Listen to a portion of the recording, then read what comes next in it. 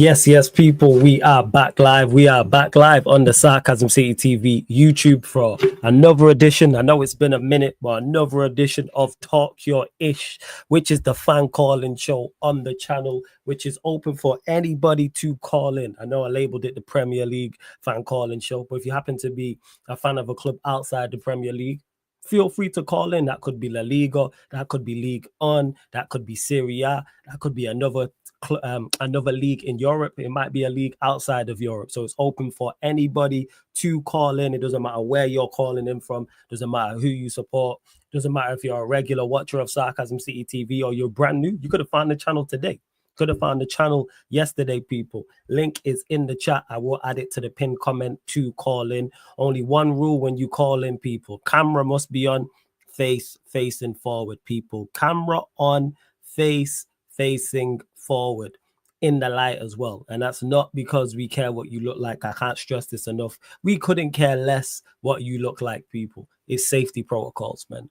We ain't trying to shout out to my guy Matisse. I ain't trying to see nobody's titties. You see how this guy be on his Instagram naked, be on Big Six naked. I need to chat to him. I don't know what Matisse has got going on. I have no idea, but I don't need that here. I ain't trying to see anybody's chest, anybody's cheeks, anybody's genitalia, male or female, respectfully. I'm not trying to see that. So that's why the camera must be on, people. But before I bring in the people calling in, make sure, whether you're watching this live right now, watching this back after, hit the like button on the video. Make sure you do so. When you enter the city of Sarcasm, hit the like button. Make sure you share this out across all the socials at Sarcasm City TV on Twitter/X, Instagram at Yes It's Flawless, the new Twitter on the new Twitter, also on Instagram as well. Retweet and like, share on the Instagram. And just as important, make sure you hit that subscribe button, hit that notification bell as well, and get off your chest what you want to get off your chest. That's what Talk Your Ish is about. Maybe you're unhappy about the business your club is doing. Maybe you're very happy about the business your club is doing. Whichever the case may be. Maybe you want to ask me a question. Maybe you want to have a rant about something. Maybe you want to question me about something. Whatever the case may be. Oh yeah, and one more thing as well. I did forget to mention, it is first come, first serve in regards to joining the fan calling show. But if you're a member of the channel, then you queue jump to the front of the queue. So if you're a member, you queue jump to the front of the queue. And if you're a first time caller, you will queue jump to the front of the queue. Link for the membership is in the pinned comment. It's underneath in the description as well. So all right, let's kick this off, people.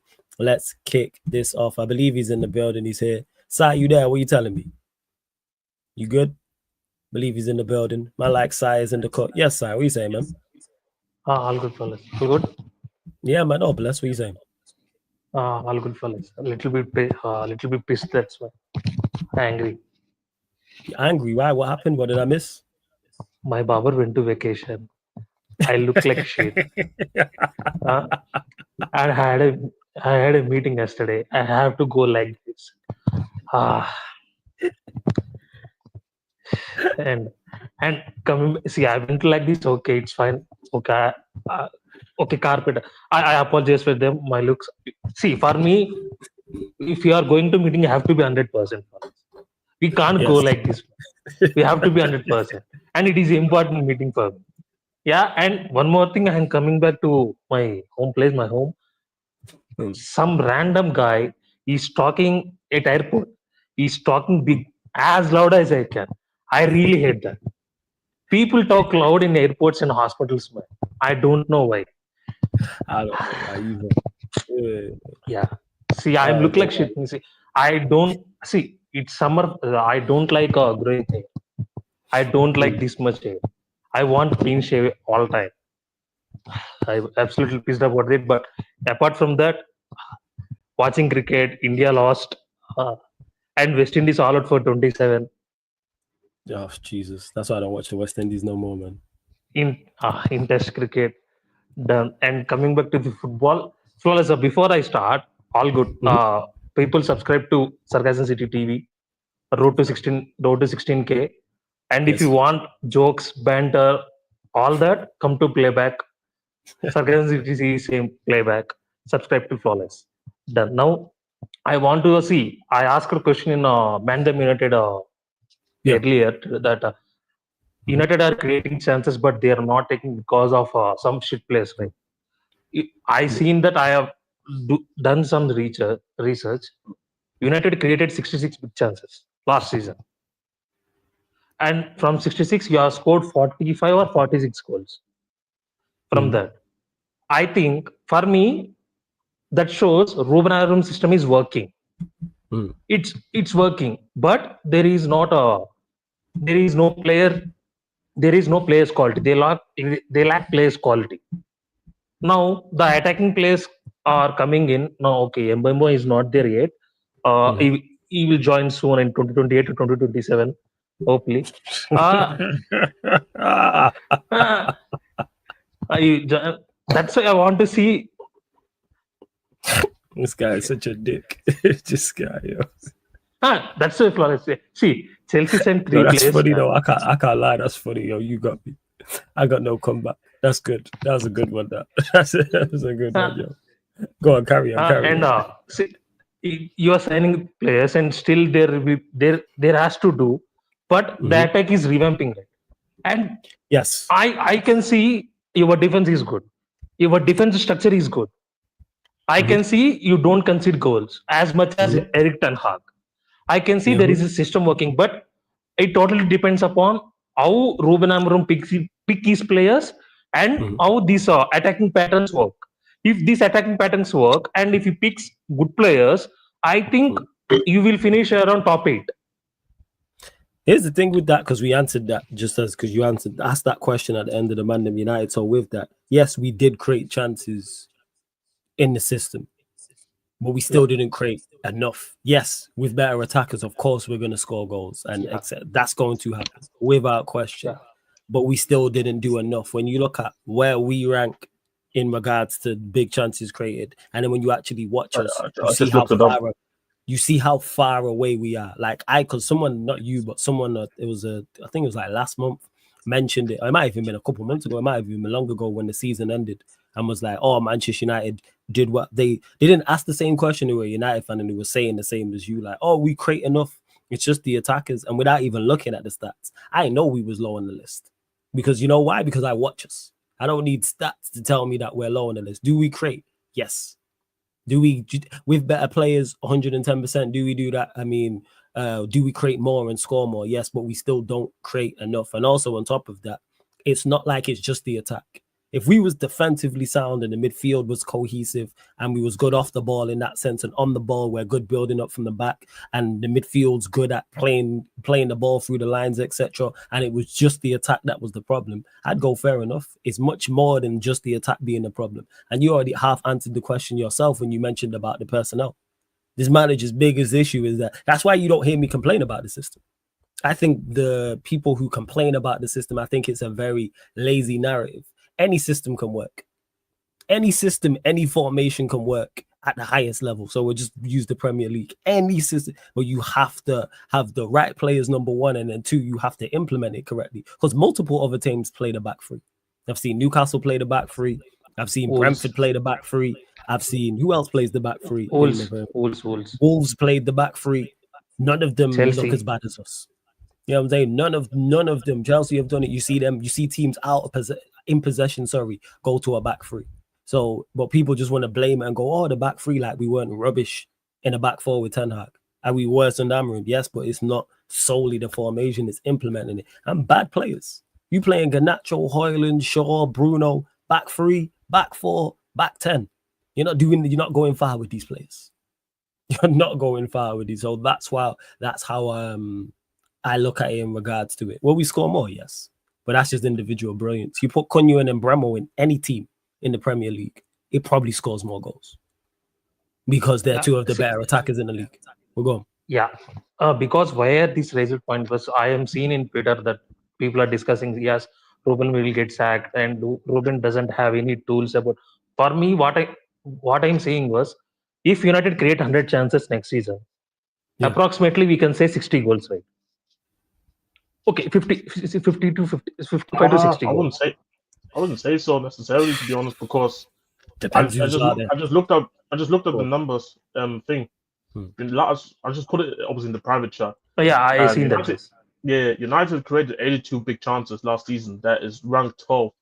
Then it's us 11th with 99 big chances created. So like that already between us and United was just already a big gap. And then when you look at the teams afterwards, Palace graded 106 with Bournemouth, Newcastle graded 107, and then you have your Brentford with 109, with Arsenal and Brighton had 110. That's a big gap. Where did Brighton? Yeah, that's a humongous gap. Where did Brighton finish? Where were they on the list? Brighton finished. No, they finished 8th or 6th. Six. There we go. So it tells you about individuals because none of us look at any of. Yeah, so none of Brighton was 6. None of if United had Brighton attackers, me and Manchester United fans would be saying how we need better attackers than the Brighton attackers. So how come they're 6 in the list? Because I'm just looking at it. They only created 4 less chances than City and big chances than City last season. And so I said Brighton are close to City in terms of attacking. From an attacking standard, people will look at me like I'm crazy. And they created 4 more. Yeah, it was a City who had an off season, but still, that's how coaching matters. And there's no Brighton attacker that any of us look at, probably outside of João Pedro, and go, yeah, he's of quality. And even João Pedro, I think, is a good player. But it's not like he was solely sought after. Yes, he's hit the ground running at Chelsea, and I thought he was a good player since Watford, but he's not. Wow. It's not bring me João Pedro today. Even though I think, like I said, I've been watching him since he was at Watford, and I think he's a good player. And he'll do well at Chelsea. But no one said, yeah, him. So Brighton was 6. Brighton, I don't think have the 6th best manager, don't have the 6th best team, the 6th best individual or as a cohesive. But guess what? The coaching and system matters. And Brighton as well, ironically, they play a back 3 from time to time. And it works for them. They do. And the thing, that's the thing though, like last season, I'm not talking about last season. Last season is done for me. For me, in new season perspective, United will create chances, but they can take chances now, and it totally depends upon how Bruno Fernandes and how Mbemo, Cunha, Xerxes, how this works, how these patterns works. See, Mbemo, Cunha, they will score goals, of course, but they will improve other players also. Ahmad will improve.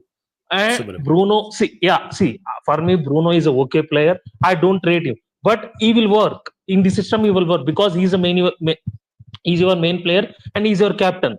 And Bruno, your manager won't drop him. From my point of view, I can see if United are scoring 60 goals, they will finish 60 to 70 goals. 50 to 60 goals. They will finish in top 8. That is the majority, right? You predicted that. You have to finish in top 8. AD said top 6 minimum. If we did top 8, no. Top 6, no. Yeah, you're right. Top 8, but it's so dependent on business. Who do we buy? Who do we sell? Also, I think it depends massively because we actually talked about it literally. I think just yesterday or the day before. And then what other teams? Last season was uncharacteristic bad in terms of goal scoring. When you look at it, just finishing in the top 5, how much goals you have to score. When you look at previous seasons, you definitely had to score mid to high 70s to even get into like 5, 6 position. So it's like I don't even think 60 goals cut it. I think you have to just to make sure you got to score 70, and then you have to think about other teams around you getting better. You know what I mean? So many factors. Yeah. See, we scored last season. Liverpool scored. I'll get to these callers, but go. The last point on it. Last season, Liverpool scored 86 goals. That's why I can see improvements. This United point I will talk later. That's it. No, I want to mention about Newcastle and Liverpool. That's it. I will go off. Yeah, go. I don't want to see Ekatike at Newcastle. Man. Really, it will be brilliant signing for them. I can see it will work. See, people are copying. Liverpool fans are copying. See, Ekatike is coming. Isak is now coming back to Liverpool. No. They both can play. Joe Linton will come off. Bruno Guimaraes and Tonali they control the midfield. Left side Gordon, right side Elanga. Ekatike and Ekatike can drop deep. Isak as a main striker. It will work. It will be brilliant signing for them. I can see that. It will be really, really brilliant signing for them. I hope they don't sign him. And coming back to the Liverpool. See, it's a very, very bad week for us. It's a tragedy week for us. Rest in peace, Jota and Andre Silva. Really. And come on. Now, Mateta. Come on, man. I will take him as a secondary striker. Not main striker, please. I have seen Darwin Núñez I want to Darwin Nunes go. And please, Liverpool fans, please don't beg for another season of Darwin Nunes. I can't, man. I want my hair on my head. I don't want to rip my hair on my head. I am 27. I want my hair on my head. See, that's why. Please don't. I don't want to see Darwin Nunes at Liverpool. He has to go, and I don't want to see. I don't want Mateta at my club as a main striker. And we don't play to Mateta strengths. We don't play like that. We play like a liquid football. I have seen last year Slot played different football. Now he plays different football. See, yes, it's early. We don't judge one game, but I don't see. I will be astronomically surprised if we sign only Mateta as a number 9. If we sign, we don't win the league. I'm damn sure about it. And now, after seeing Arsenal business, I can say that if we don't sign striker, if we don't sign another centre back and left winger, we can finish second. We started brilliantly well, but we have to finish well. Yes, we had a bad week, but football moves on. Forever rest in peace, Diego Jota. It will be we given the club acted really, really well, brilliantly done. They have given everything they have. They respected the situation. They retired the jersey. It's done. But now come back to the business. Come back to the football. You have to finish well. Sign a good striker, and striker market is now gone. Grokeres went to Arsenal. I don't take him at Liverpool, but he went to Arsenal. Sesko, I rate him, but I don't want him now. Ekatike is the only player. Oshima is going to Galatasaray. Ekatike is the only player who is there. Really, and if people are telling Gonzalo Ramos, Kola Mohani, those and Vavcic, come on, man. You are talking grade C and grade D. I have seen Kola Mohani play from last 1.5 years, man. What you are saying? You see, in Juventus, he missed so many chances. At Eintracht Frankfurt also. People, we can see with the eyes. That's why I want to see Liverpool act fast. Please sign some attacking players. Give Hannes Slot what he deserves. I want attacking players. That's it. And people are I said that people are saying that Mateta is good. See, Liverpool won't sign about 26 players, man. We won't sign him. Apart from Thiago, we didn't sign anyone under FSG. I will take him at second striker, but I don't want him as the main striker. I will be surprised. I think it won't happen, but I will be surprised. And if Isak happens, then we will see. I have zero copium. For me, a zero copium, and now I am worried about Konate situation. Now I really worried about Konate. Last few days, I said that I'm confident that he will stay, but I'm now really worried about that situation. Liverpool, please pattern up, sign some strikers and attacking players. I don't want to see Arsenal win the league, and they don't. They have Mikel Arteta, Super Mikel Arteta. It won't happen. But I don't want challenging Arsenal. I want to see City and Liverpool because of Waiter. I want to see what Waiter says. I want to see what City performs. Yeah, he's saying the City won't play. We are the biggest club in the world. Man, talking about social media followers now. When is City are talking about social media followers, man? Come. When are you talking about social media followers, man? Viewing rate is down. Pep needs that. Pep needs that. Okay, bring it on. I want City. I want to slam dunk them. Again, I want ball fraud. I can't call him fraud. As CM Punk said, not CM Punk. Yeah, CM Punk, we called it ball fraud. Yeah, ball. Yeah, yes. Rock. He called him Rock ball fraud. Yeah, like that. I want to see Pep lose again, man. I want to see Pep lose again. That's why I really, really want Liverpool and City title race. Close title race also. Close title race or anything. I want to see City lose another title. And thank you, Flawless, for allowing me to in playback come on stage. Really, really thank you. Big up Jace, big up Flawless. And hope Mbomo signs in 2028. Big up. Side pick up, yo.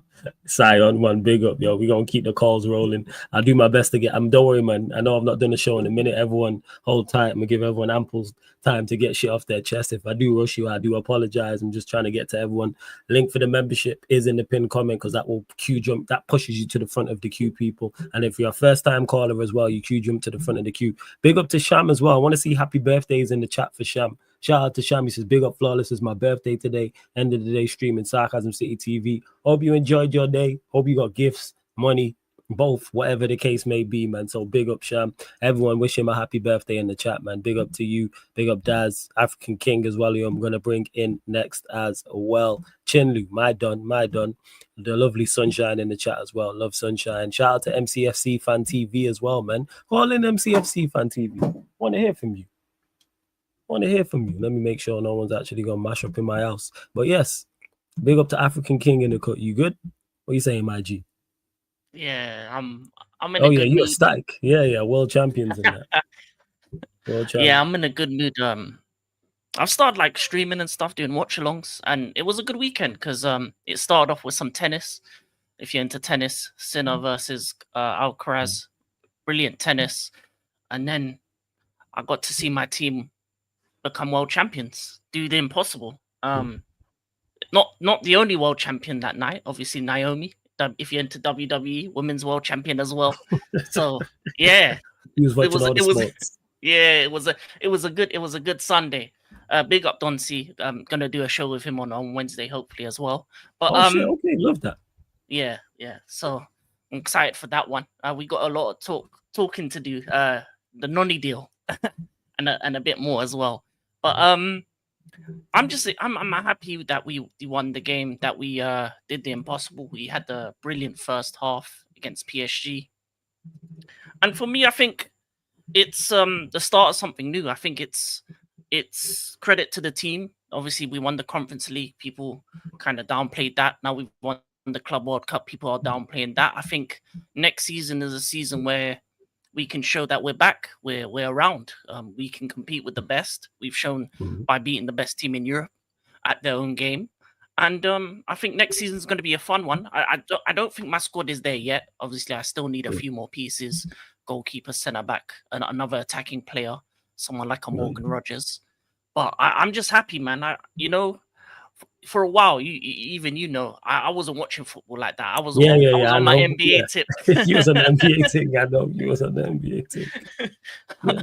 I was watching playoffs. I was there for most of the streams. Big up the playback.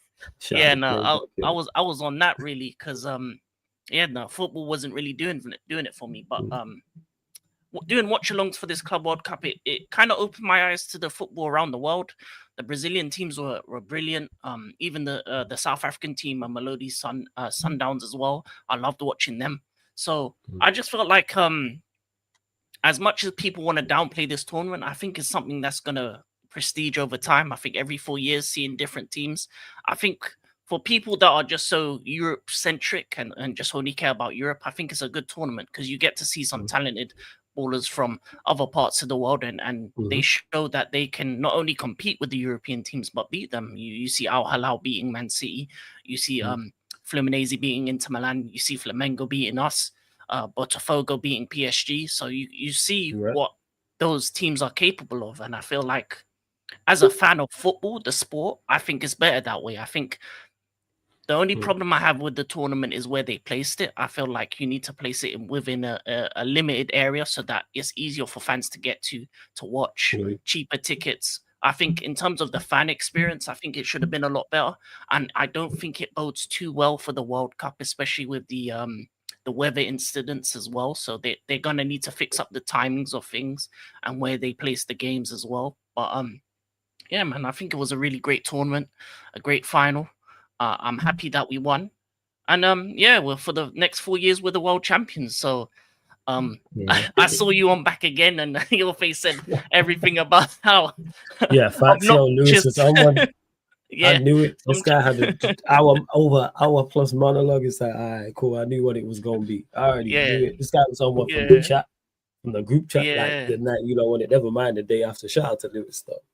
He was it was on one. Yeah, so some Chelsea fans are going to be unbearable. I'm not one of them. I'm football first, Chelsea second. I love the game. I love all teams, but just know we are world champions, and you just got to respect it. And big up to everyone as well. I hear that, yeah. African King, man. Big up, man. Blessings every single time. You said you on with Don C. You got a channel? Yeah, African King Academy. Yeah. Yo, shout out your channel. Let them know what you got coming up the rest of the week, where they can find it, all that stuff, man. Plug your channel. Oh yeah, African King Academy. I'll probably put a link on in the comments. Yeah, I got a show with Don C on Wednesday. I do other things as well, mainly about different sports. Anytime there's something to watch, whether it be tennis, Formula One, football, I'm gonna watch it on there. So yeah, I just like make sure you subscribe. Yeah, man. You lot make sure you subscribe. I had no idea you had a channel, man. So yeah, you lot make sure you subscribe. I started from the early of the Club World Cup to start to uploading and live streams and stuff like that. So it's new. That's why. All right, first. Yeah, drop the link in the chat once you leave and everything, and I'll post it up on the next one. Yeah, but you lot subscribe to African King Academy. Hey, African King, big up, man. Every single time. Blessings, my guy. Yeah. Salute. Shout out to African King. Make sure you lot subscribe to his channel as well. We're gonna keep the show on the road as well. Member of the channel, regular as well. You know what I'm saying? Arsenal, you know what I'm saying? My favorite Arsenal fan, man. Man like Don C's in the building. What are you telling me, family? You good? Yo, what's up, man? You know what, yeah? First and foremost, yeah. I'm gonna come to you in a second, Flawless, yeah.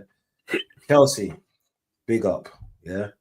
You lot have won the Club World Cup. So big up on that glorified OF trophy. Yeah, big up. You know what I'm saying? It's manufactured for money. It is what it is. You know what I'm saying? No. Do you know what? I'm just hating right now. Flawless, fuck you. Love at the chat. People, make sure you like and subscribe and all of that. I'm not going to take up your time for too long. Yeah. Big up Side because he said he doesn't want to see Arsenal win the title race. Do you know what, mate? No one gives a fuck what you want to see. This is what I'm saying, bro. Like, I'm not here for that, bro. So fuck you too, man. You know what I'm saying?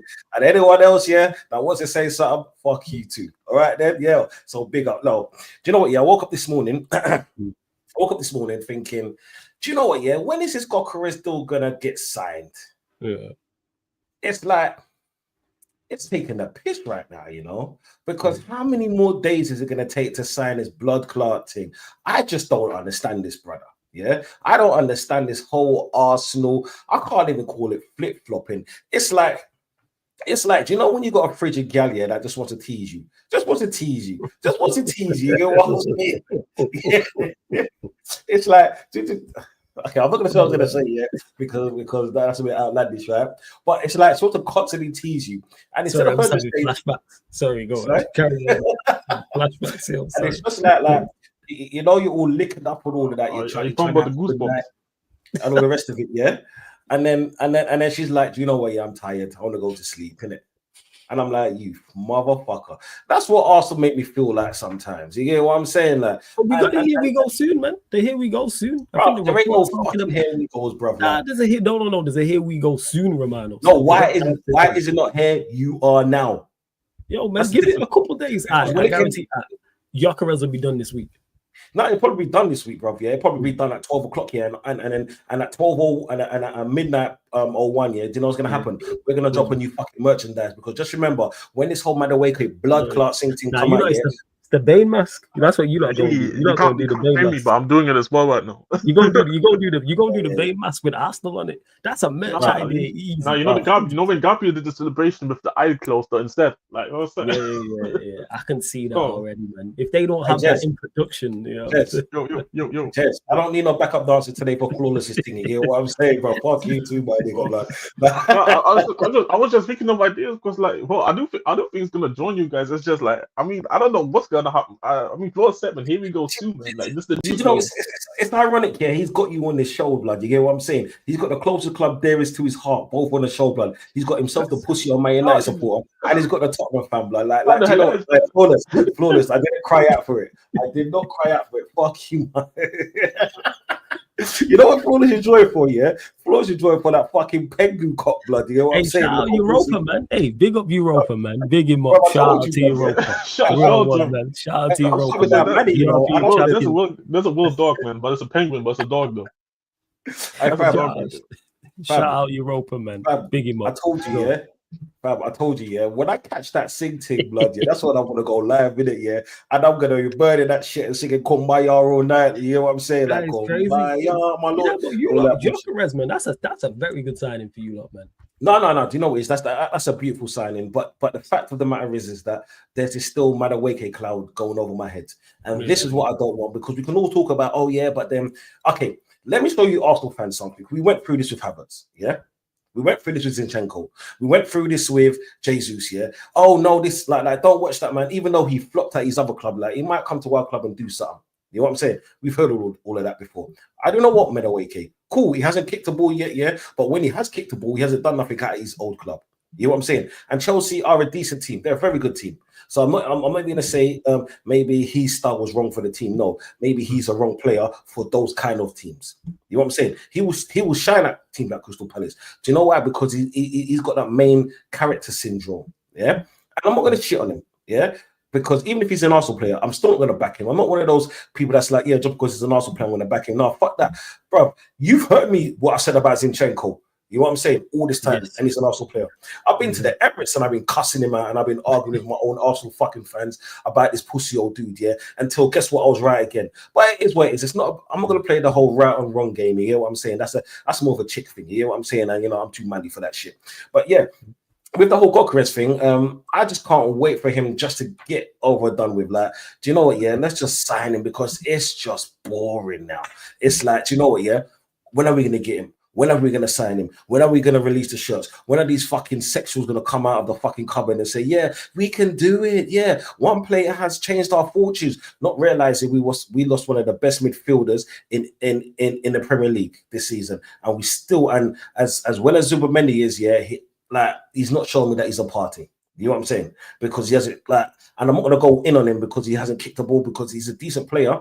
And I saw what he done at the Euros, right? I didn't really watch him last season at Sociedad. You know what I'm saying? I'm not going to be one of those players and be like, oh yeah, man, watch this now. Do you know what it is? Man typed in YouTube, that's Mendy highlights in it, and I watched about 15 minutes of it, brother. You know what I'm saying? I'm not going to front like that.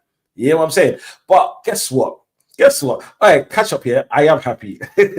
I am happy. Yeah, you should have seen him after the Real Madrid tie. No, after Real Madrid, I was happy. After the Man City game, I was happy, yeah. But guess what? The next day, yeah, I was being skinny bare teeth. But guess what? Yeah, I was happy in isolation, because I did say the next day I want to go back to the normal Dundee self, because you don't win trophies for beating those kind of teams. When I will be happy is that when we lift the trophy. Let me show you something else. It was like hell, man. It was like hell. Hey, bro, did you know the reason why I'm not happy? It's because it's been about 21 years, yeah? 21 years, right? And 7 months since we have lifted the Premier League. Bro, I didn't want a fucking this, like, you know what I'm saying? Like it's been 21 years. And because it's been 21 years. 4 years, 347 days, 4 hours, 49 minutes, and 53 seconds since you last won a trophy. It's been a long time. I hear you. Go on, carry on. This is why you're a wanker. Just give me a second. I'm just adding context, man. I'm just adding further context to your point. For interrupting you, yeah. But then, do you know this puts you over here? I don't understand why he does this. Like I'm trying to give context to the thing, yeah. He's trying to give. Do you know ad libs? Yeah, you're supposed to say e u e. Like, he's an artist. He knows better than that. You know what I'm saying? He tried to come and Eminem me, bro, and dish me on my own shit, blood. Like, what the fuck is he doing, blood? Wow, bro. Yeah, bro. You said it's been 21 years, 7 months since you last won the Premier League. I just let it be known it's 4 years, 347 days, 4 hours, 50 minutes, 37 seconds, and counting since Arsenal last won the trophy. Brav. That's all. Brav. That's it. Brav. What? Like, I'm just backing up your point, forever. Understand why you're so unhappy. I didn't want you to back up the point. And the thing is, yeah, you're a fucking manic, bro. You know what I'm saying? You're in 15. You shouldn't even be talking to create this right now. Season started back with 14th, man. It's all zeros, right? 14th. Yeah, oh yeah, numerically. And numerically, we're in the first, and that's the only time we're going to be first until next season. You know what I'm saying? You'll be first at some point. No. Did you know what? Yeah, I said it to Sai before, and I'm going to say it to you lot. I'm not going to give a prediction until closer to the window, just before the window close. Yeah, that's why I don't. Even when I do these shows, I don't. And obviously the fan calling shows and all the other shows, I don't get predictions. I get 2 predictions: one just before the season starts, and then the second one when the window closes. and then write them all down because that's only fair. That's why I don't ask people now, like, oh, where, unless it's like it's part of it's important in the conversation. If someone's gassing up a sign, I'd be like, all right, so what difference does he make as of right now? But more often than not, I don't. Hey, Eddie, you allow it, man. You know what I'm saying? Yeah. You see, Eddie knows what I'm going. It's my job. I'm here. Am I not supposed to to keep the ship on course and provide important context? I thought Law was the MC, man, but they don't want you to be the MC no more. It's crazy. It's crazy work, man. I was just adding to further to your frustration, Dante. That's all. I was being understanding. No, you weren't understanding my frustration. Yeah, you was adding salt into the wounds. You see, like. You're one of those dudes, yeah, that'll cut you, right? And instead of just cutting you and left you there, you won't even put fucking salt on the person. Your blood clot put vinegar because that's how bad mind you are. You'll squeeze it on the other side of the room, yeah. You get me? Like, that's what you are, bro. You see what I'm saying? I see through your bullshit, blood. This is why you and Bait are mixed together, blood. Because the gaslighter and the pussy all mixed together, blood. You know what I'm saying? Like, it's where it is, bro. It is where it is, bro. We know, even Eddie knows what I want, yeah, because Eddie's worked with you even longer than I have, bro, yeah. So let's not do this, bro. You know what's cracking me up? That everyone backstage is cracking. I can see everyone's face just cracking up. What you're saying. That's the funniest shit. Hilarious part is, yeah. I've been working with Flows longer than Eddie, man. I don't get the accusations, bro. Yo, I brought to tell you why. Because he's in love with your team. That's why. This is what I'm saying. My bitch is your bitch, and we all share the same bitch, brother. You know what I'm saying, brother? I just respect European heritage. That's all. I don't give a fuck. Why wouldn't you be? Especially those little white pussies at the road for me, fam. I don't respect Tottenham, never, blood. Let me show you something here. That man have won 2 trophies in how many years here, and they want to come to me with chest. Nah, brother, sit down. It's you know it's. Like, do you know what? Yeah, even Ray can get a girl. That's like Tottenham winning a trophy, blood. You know what I'm saying? And then what happens the next few seasons? 6 out of 10 seasons, blood. But I'm here for it, blood. I'm here for it. What happens when they pick up the Super Cup, man? All let's pick up that Super Cup against PSG. But no, say the season's not over until the season's over. Super Cup, League Cup, FA Cup, the whole Champions League run. I'm just saying. That's cool. Do you know what it is? None of us out here is winning any trophies next season. Let me just who's this? I know you ain't winning shit. Like the thing is, I've won 3 in the last 3 years. You can't chat to me. I don't care, bro. What the fuck did you do last season? You won as much as I won the Europa League last season, mate. What are we talking about? Whoa. Hey, I won the Europa League last season, mate. You lot couldn't even score 4 goals. You lot couldn't even get all you boys, man. And now you want to back out your side, bitch, blood. Do you know what it is like? It's like this year. When we go for chicken, you can't contest, so you can't be side, bitch, blood. Keep doing that, blood. We all know what you are in love with, yeah. You see you, yeah. Right, that's a yeah. Like with that fucking what is it? Kangaroo fucking what's his name? That Australian film. What's it called again? Oh, Crocodile Dundee hat, blood. You and that Crocodile Dundee hat with your Spurs loving pussy, old blood, with Jez downstairs. We on the safari, man. We got European heritage penguins around. I gotta make sure I'm protected. You have to address flaws at the European champ. Like I'm a European champ. I won the Europa League last season. Okay. Let me address flawless. Okay, my apologies. Big up the fucking simping pussy, they call fucking flawless, yeah. Or back in the side, bitch, yeah, all day long. This is what I'm saying. When people will hear me say about flawless and side, bitch, people are laughing at me. You know what I'm saying? Old type Troops for even calling it out. Troops called it out, yeah. I've been running with this ever since then. And you know what, yeah? He didn't lie. You know what I'm saying? So fuck you know. You see this fucking. And you know what? You know what happened at the end of it? Hey, European trophy, man. It's fantastic. I don't care, bro. I don't care. Is what I'm saying. Tottenham will always be in our shadow. Always be in my shadow. You know what I'm saying, man? We make Flawless a winner, man. I'm serious. Europa League, FA Cup the season before, League Cup before. I'm 3-3. You know what I'm saying? About to be 4-4. You know what I'm saying? Don't let us go pick up a domestic cup. It's not the first time. It's not. Eddie, you see this brother, yeah? You see people like us, yeah? We support one EPL team. This motherfucker is simping out.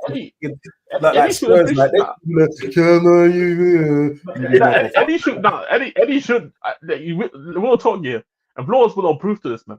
Man United and Spurs been an alliance for years, bro. Look at how many players we sent over to United, bro. Look what they sent us. Hella players, man. Hella players, bro. Look what happened. Bro, look many players over the years Chelsea sent us their bullshit. Yeah, you see me back. That's a you problem. That's a you put. Everywhere. Like, see, this is what I don't like. Fucking Spurs fans. They don't know how to act. This is what I'm saying. They might bagged a half bad bitch, yeah, a half bad bitch. You know what I'm saying? Someone that looks good at the top here, tumbles at the bottom, yeah, and they want to come and be like, yeah, we've got the baddest thing on road. No. You're only gonna have it for 1 year. You're not gonna see it for the rest of the thing. So that's basically called a rent a gal. You know what I'm saying? A rent a gal. So you rented that fucking trophy, you pussy. But you know what though? But you know what though? That 1 year is the best year of my life, man. And his NBA team win as well. He's gas. But yeah, Dunsey, I'll catch up with you soon. Yeah, let me get to the rest of this. Big up the panel, yeah. Big up everyone. Make sure you like, make sure you subscribe. He's a fraud, but he's still my brother. You know what I'm saying? So big up Flawless. New callers, I want to see that running, blood. New callers. Bless up, people. We're part of the show this week anyway. United Arsenal show. I'll shout you. What's up, saying out? You know, brother. Every time. Blessings, man. We keeping it moving. We keeping it stepping. New caller, he was in the chat.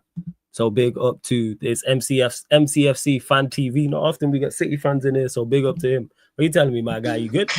We're saying you good, Jay? Yeah, I'm blessed. What are you saying, man? You good? Bro, you're spotting two teams, man. You're moving like Bonnie Blue. Nah, you know what it is. These lot, ran so Troops and Dunsey and all these were like, oh, you love Spurs, which wasn't the case. And then when Spurs won the trophy, now they don't want me to celebrate it. All year long, I've been hearing about how much I love Spurs and this and that, and Spurs love it, and you always back Spurs. And then when they win the trophy, expect me not to go, hey, we won a trophy. It's like you don't get to say it both ways. But yeah, man, what are you telling me, my guy? You good? So you're Spurs fan, yeah? Nah, Jez is a Spurs fan. Jez here, he's a Spurs fan. Okay, yeah. Jez is a Spurs fan. I swear all I seen was my man's tears, you know. I got the rival tears, I got the rival tears, love that. Yeah, hella rival tears, man. Rival tears. Man was just crying.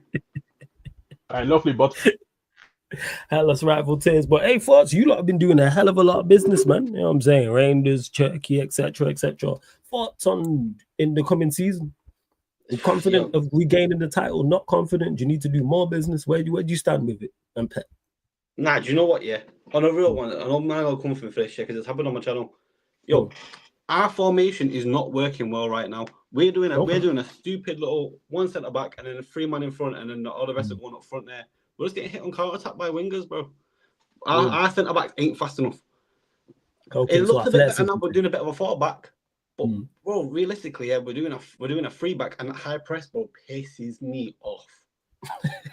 Bro, badly. Sorry for swearing, but you can swear, but it's goes my head in. Say your piece. Bro, I had to literally go out and buy some counters, bro. Like legit some counters, just to explain it to man a bit better. Yeah, I got a big chalkboard, in my studio.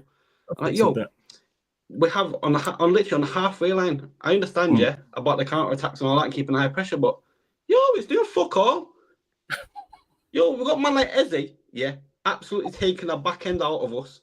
I see some bad shit, bro, but I ain't seen no improvements. So do you trust Pep? So that's what I was gonna say. Do you trust Pep to improve it, whether that's by buying all players, or that's altering the tactics? Like, how do you see it working? Or do you not see him change it? Yeah, no, he's not like hammering that. I'll just like stick to one thing, innit? He's like, my more actually adapt a little bit. Obviously, he stick to his little like 3-back and 4-back and all that, but he will do a bit better, innit? He will go like now. We're trying to do a bit of a 4-back, but we're still doing left back pushing up all the way on the side, and then like a bit like Trent, bro. Like I see it there with Trent. Trent always got caught on the counter, innit? He did always get caught on the track. So do you need to press? Is it a case of, you mentioned there that the centre back's not being fast enough? Do you also think you need to? Is the press good enough as well? Because you're trying to win the ball back instantly, and you're not. Obviously, we're clapping some cheeks when we're attacking, but like we had Walker, we had the fastest man in the Premier, Kyle Walker, licking down the wing. Do you get me? Yeah, I hear you. But when he went going to AC Milan, fell off a little bit. Do you know what I mean? Who do we have on left back now? We had Gavardio, guy's centre back. Yeah, that's true. He is centre back. Yeah. Ain't no right. Guy, listen, the guy gives gears, mate. I can't even lie. The guy's actually rapid. Do you know what I mean? Like, he's actually a good little up thing there, but we need a right back. That's one thing. Yeah, Rico Lewis, dog shite. Like I've said that before. All the fans have said that on my channel. And then, we're playing a Kanji on right back. My man's slow. Ruben Diaz, hench but slow. Ake, hench, slow. Yeah. Bro. Someone asked about Kusanov in the chat. What do you think of him? And also, Alan, you mentioned speed as well. Love him. Love him. That debut was a bit but after that, bro, my man he's an animal. But he needs to start playing though. Bro, I think being Jewish, bro, I swear we've got some like fucking some extra clause in there. Some like if we play so many games, City's being Jewish, man, not playing him. But like that's crazy, bro. But it's real though, isn't it? The guy has something like that. Yeah, nah. Yeah. Oh shit, yo. You get what I'm saying? Obviously, I get what you're saying. You wanted to see more time. Sorry, that took me out because it hit me late. That's why, yo. It hit me late. Bro, it's just we just need some rapid left back, right back.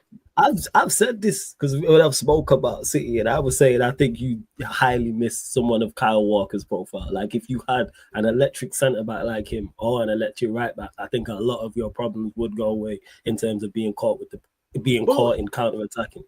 Yeah, exactly, bro. Walker used to fuck up, but then what happened? The guy run about 50 miles an hour running back. Yeah, bro, in it, bro, man would literally just peg it down.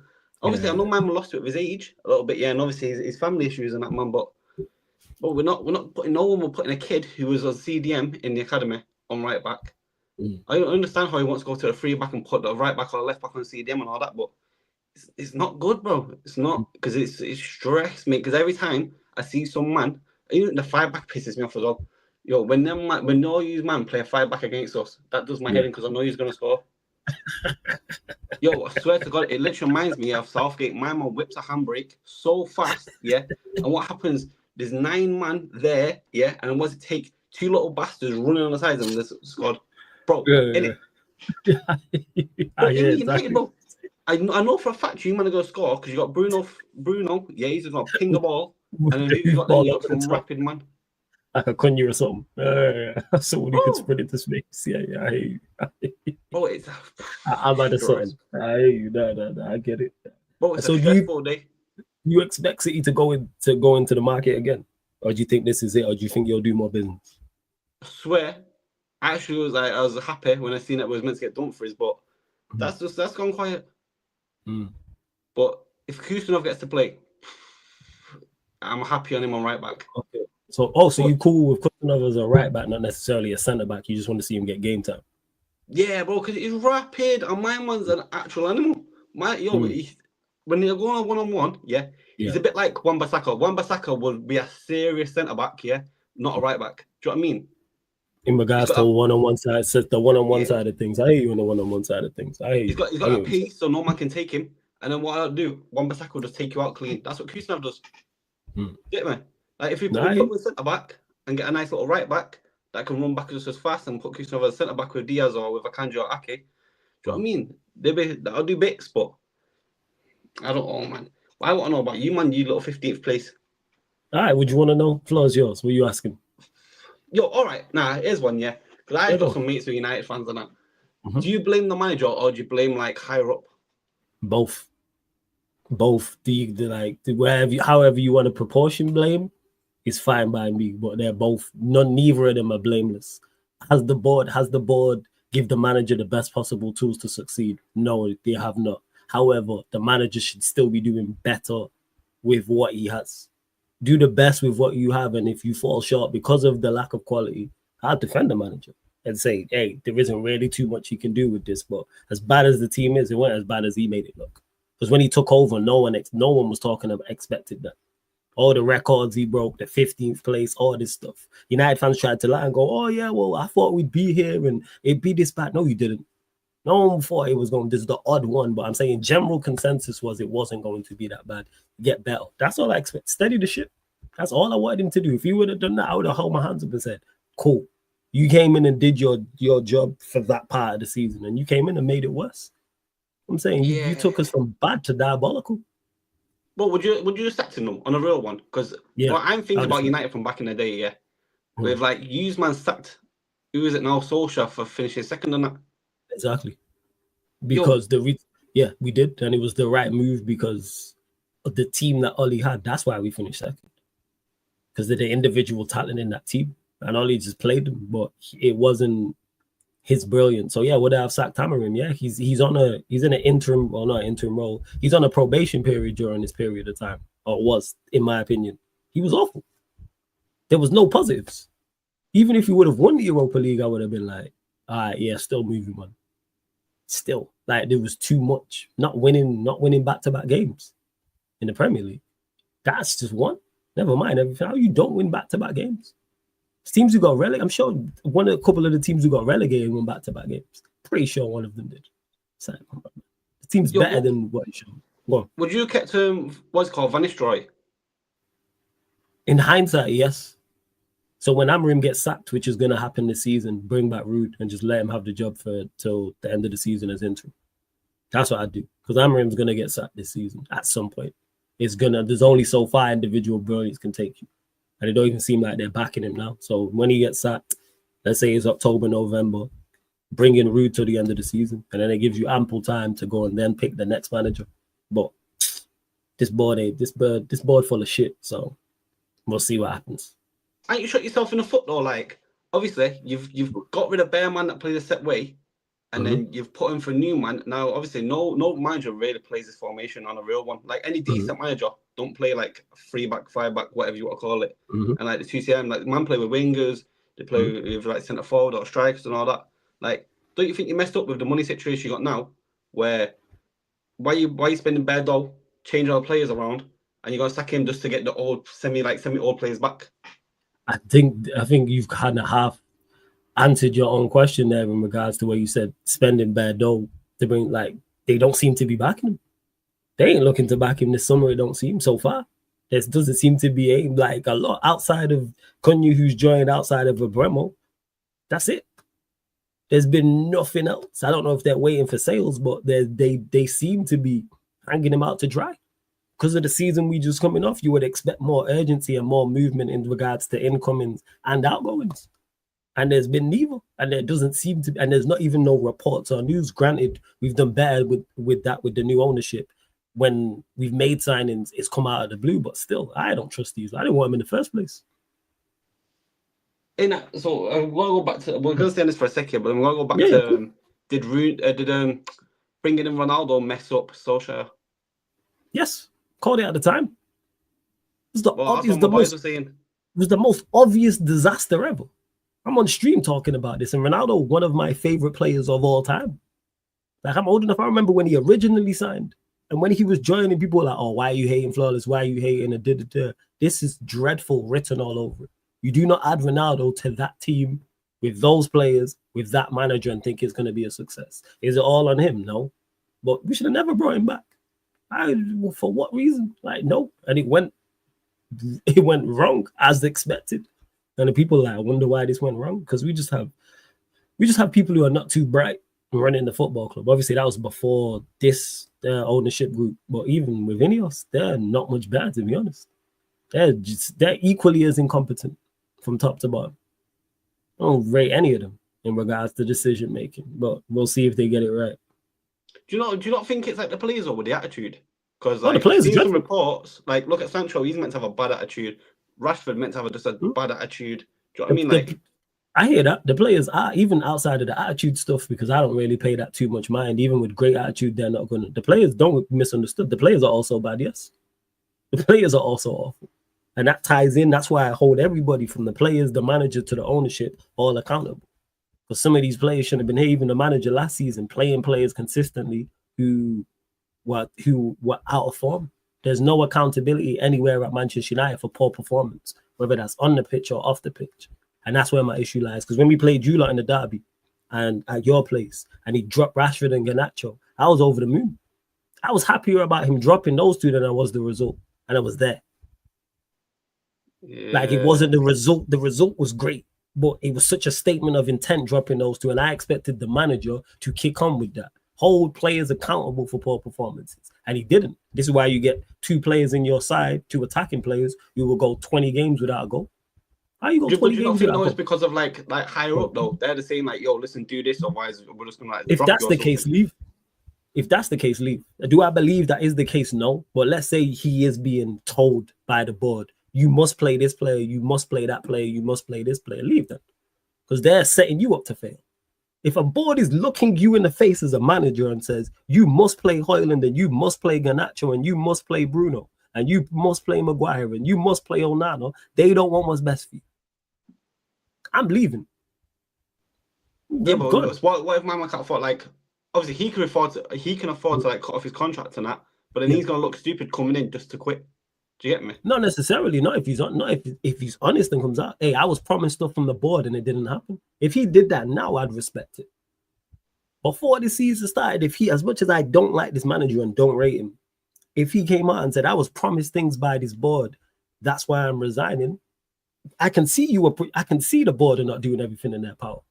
How we have the season, we have finished 15th, lose to Spurs in the Europa League final, and then boom, there's been the season literally starts. Well, our season starts a month and 3 days because we're the Sunday game. I think it's the 17th of August, month and 2 days. But the season starts literally a month and some change. Yeah, who's gonna take him now? Because obviously my man went from Sporting doing bits, and then obviously he's talking gonna about stay there just for the dough.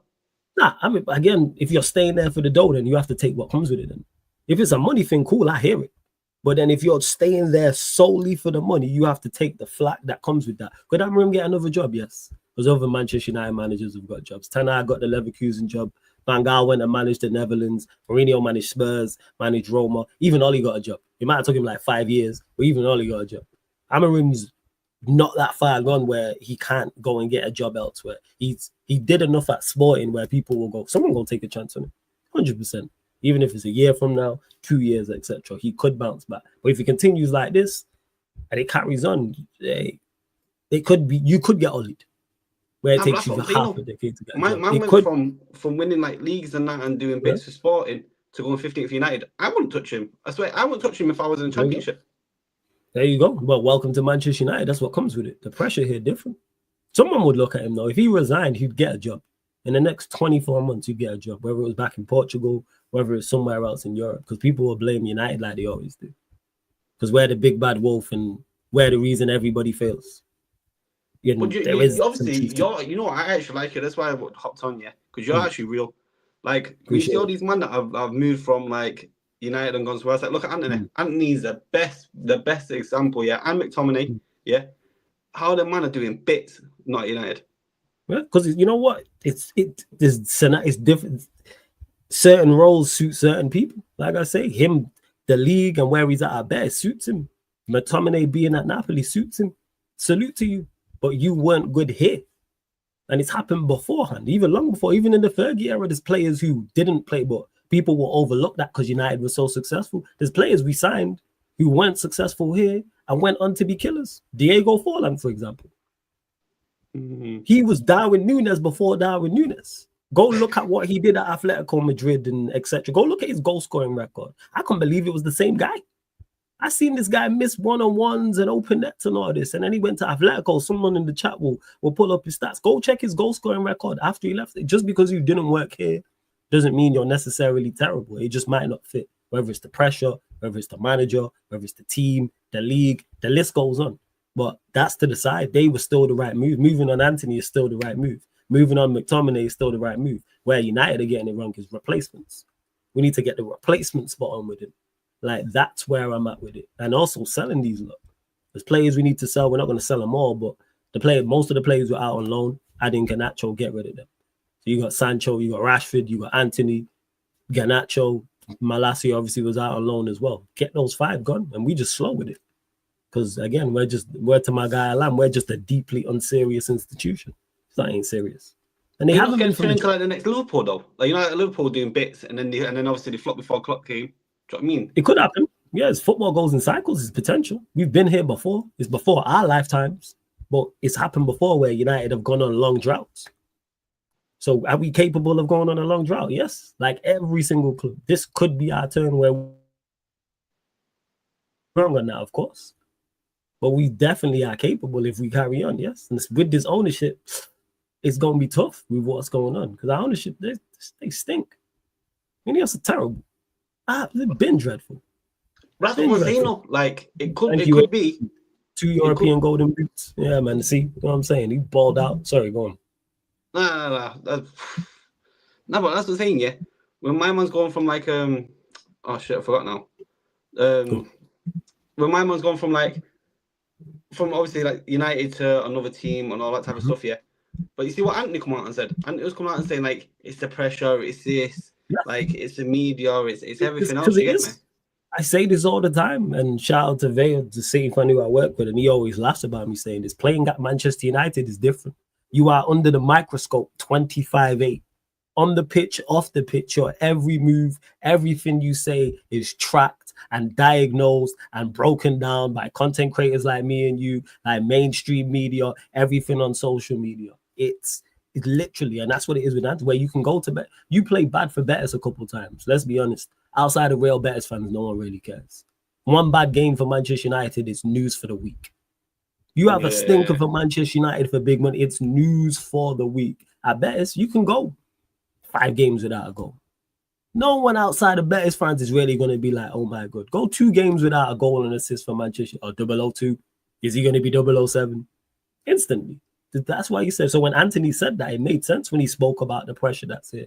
And we're one of the few clubs that are like that. We're like that. I put Liverpool in that mix. I put Arsenal in that mix. Of course, you got Real Madrid, you got Barcelona, you got Bayern Munich. Like those stature of profile, I don't even start profile of clubs where it's all eyes on you. As bad as we are, why are we always on TV? Because people watch us. Good, bad, average. Manchester United are on TV all over the globe. So that's and some players ain't built for that. Some players thrive on it. Some players that won't thrive on it. Like I mentioned, Forlan just wasn't ready for this at the time. So yeah, man, but who you wanting then though? Who you wanting then that can take that pressure? And Bremo definitely won. I think Cunha fits that bill. I think Bremo fits that bill. In terms of a striker, go get Mattel. He'd be fine. Goalkeeper, I'd go get Emi Martinez, because I think not only does he have the skill set as a goalkeeper, he also has the bravado and the confidence. Midfielders, no one really sticks out, to be honest. There's no one in the Premier League, because I don't really watch too much outside the Premier League in regards to it's only the main teams in Europe. But midfielders is just go get a competent midfielder and then just go from there. That don't cost a lot. I'm not asking for the best of the best. Just go get better what we have, go get competent and build from there. Like Cunha, great signing, and Bremo would be the same. Mateta to me would be the same. And then you go get Emi Martinez, and then you get a midfielder, and then your spine's set. Goalkeeper, I already like the centre backs. You got midfielder there, even though Bruno's terrible, but we move 2 10s and a new striker, and you move from there. And then that can allow Amorim to win games because of the individual brilliance. Just bring him talent. The reason why Oli finished second was because he had talent.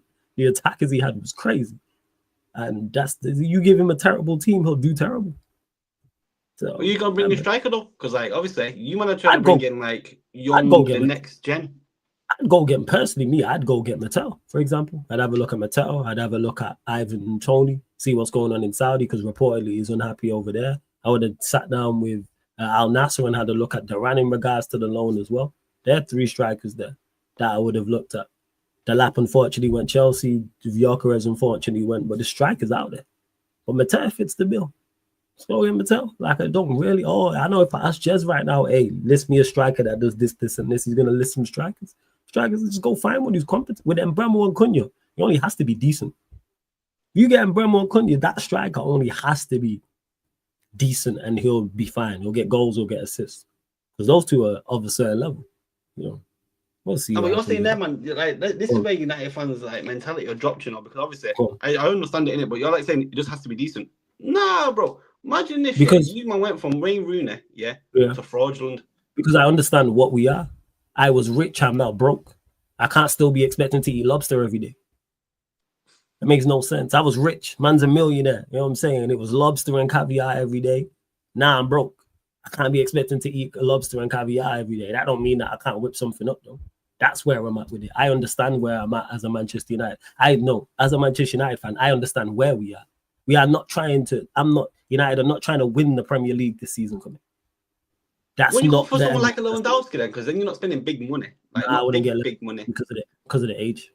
Yeah, but that's what I'm saying. No, you might need that one old OAP just to bring a bit of experience in. Do you get me? Not even on like a joke one. Yeah, nah, I know you say it because you called him an OAP is what made me laugh. Nah, I'm cool with Lewandowski. Just go get Mattel. Like I said, you've got the experience with Bremo and Cunha. You've got the experience in attack. Go get Mattel. Go get Duran's gone. Go get an Ivan Toney. You is actually experienced as well. That's what it is. Go get competent players. Go on. But like man like Ivan Toney and obviously Mattel and all them, they're not proven like big stages. You get me? No, they're not. But most of our successful players weren't proven at big stages. If you look at our most successful players, they weren't proven at big stages. A lot of our players were bought like Mattel, the best of the rest.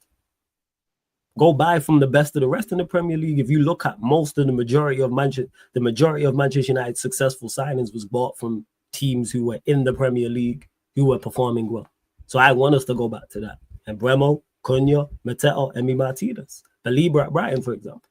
We've done that. The list goes on. Me and you could sit here for the next hour and I could list off names of players we signed from Spurs or Villa or, we'll see with Brentford or Brighton, etc.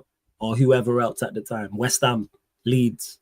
The list goes on type of thing. Obviously, you got the occasional player who, or more than occasional, some players who were bought from elsewhere. But Keane was bought from Nottingham Forest. Most successful captain, relegated Nottingham Forest. Paul Ince, West Ham. That's taking it way back. You're not feeling all nines, no? Say that again? You're not feeling all nines, no? You're a joke, man. Yo, shout out your channel, man. You a joke, man. Yo, good chopping it up with you, man. Shout out your channel, my guy. Let them know where they can find you, what you got coming up on your channel and that. Yo, any of you man that actually want smoke, I'm on it in the comments. I've already got a man chatting shit now. Oh, my bad. Yeah. Already got a man chatting macro about one of our statues. I'm actually in the comments with him right now chatting. Any man pull up. I am so happy to chat or just to start cussing. It is what it is, isn't it? I with it, man. Yo, MCFC, that's your fan, that's your channel, yeah? You lot, make sure you subscribe, man. I'm gonna subscribe, man. I'm gonna subscribe. Big up, yeah, every single time. Blessings, man. Great call, yeah. Man, I'll chop up with you. Big up. Save. Blessings, man. Shout out to yo, man. It was funny still. You know what I'm saying? Shout out to him. Before I get to the next call, big up to Jimmy Jack for the super chats. Is flawless. And betting Amorim lasts at least 5 years as United manager. He will impress you. First since Fergie to break the bad habits of the players. All right, Jimmy Jack. Man said 5 years. I say this, if he's here still 5 years, I will not be content creating. Say that much. If I'm still in charge, yeah. in 2030.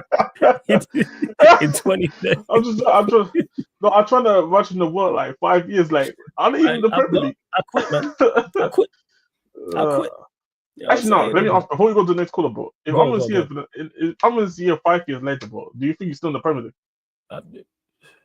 We better hope, but I don't know. I'll give the channel to you, yo. Just be running Sarcasm City TV. I'll sign over the keys, give you the keys to the city, man. I'm done, but we're gonna keep it moving, people. We're gonna keep it moving. Appreciate the patience from everyone. Going to an Arsenal fan stateside. You know what I'm saying? My like RZY Mack is in the building. Yes, RZY, what you telling me, man? You good? Yeah, bro. Big up Flawless. Big up Jez. Blessings, man. Blessings every time, man. What you saying, man? Yokeres floor is yours, man. What do you think about it? Yokeres, are we still getting him? Yeah. The deal, here we go. I know there was reports that came out saying the deal is quote unquote stalling. It's not a reliable source. I think you lot signing. I'm not going. That's why I'm not even running with it. You lot signing. Bro, man, I'm just checked out at this point. Damn. Right now. Yeah, that's where I'm at because this transfer window stinks. I don't care what nobody says right now. It stinks. It stinks right now. The way Arteta is operating, Berta, I thought he would come in and make a difference. I hope I'm wrong, but these signings that they're dropping on us, Zubamendi, cool, but these other signings ain't it, bro. I get that we need backup and rotation in the squad, but these signings ain't it, bro. They want 5 more million for Yokeres. Why not? We got Kepa for 5 million. Right. So what are the signings you don't like? Because you mentioned Zubamendi. I'm guessing, let's say hypothetically you sign Yokeres. So you got Yokeres, you got Zubamendi. The Madueke signing I already know you don't like, so I don't even have to ask you about that. Okay. What is it? So is it Kepa? Is it Norgard? Like, I actually think Norgard and Kepa, for the prices you got them, for the roles they'll play, actually, I think you've had a good window. It's just Madueke. What do they call it? What they call those signings? Market opportunities? Yeah. Market opportunities. Yeah. I heard somebody say Norgard is just a slightly upgraded El Neni.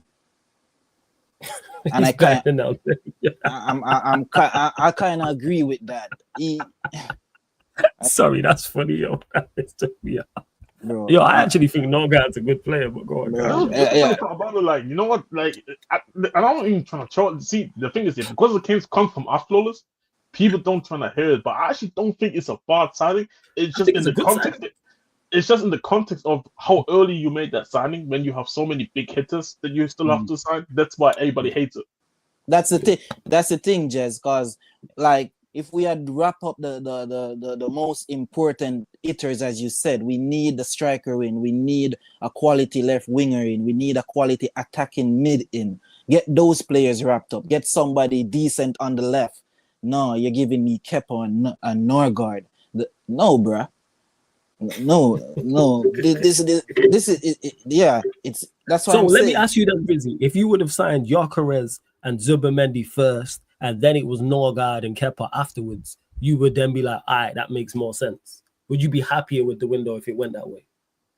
I will a slight more happier with that fashion. Like, they're showing intent that they're serious. Like Spurs just went bam bam and get their players. Liverpool doing the same thing.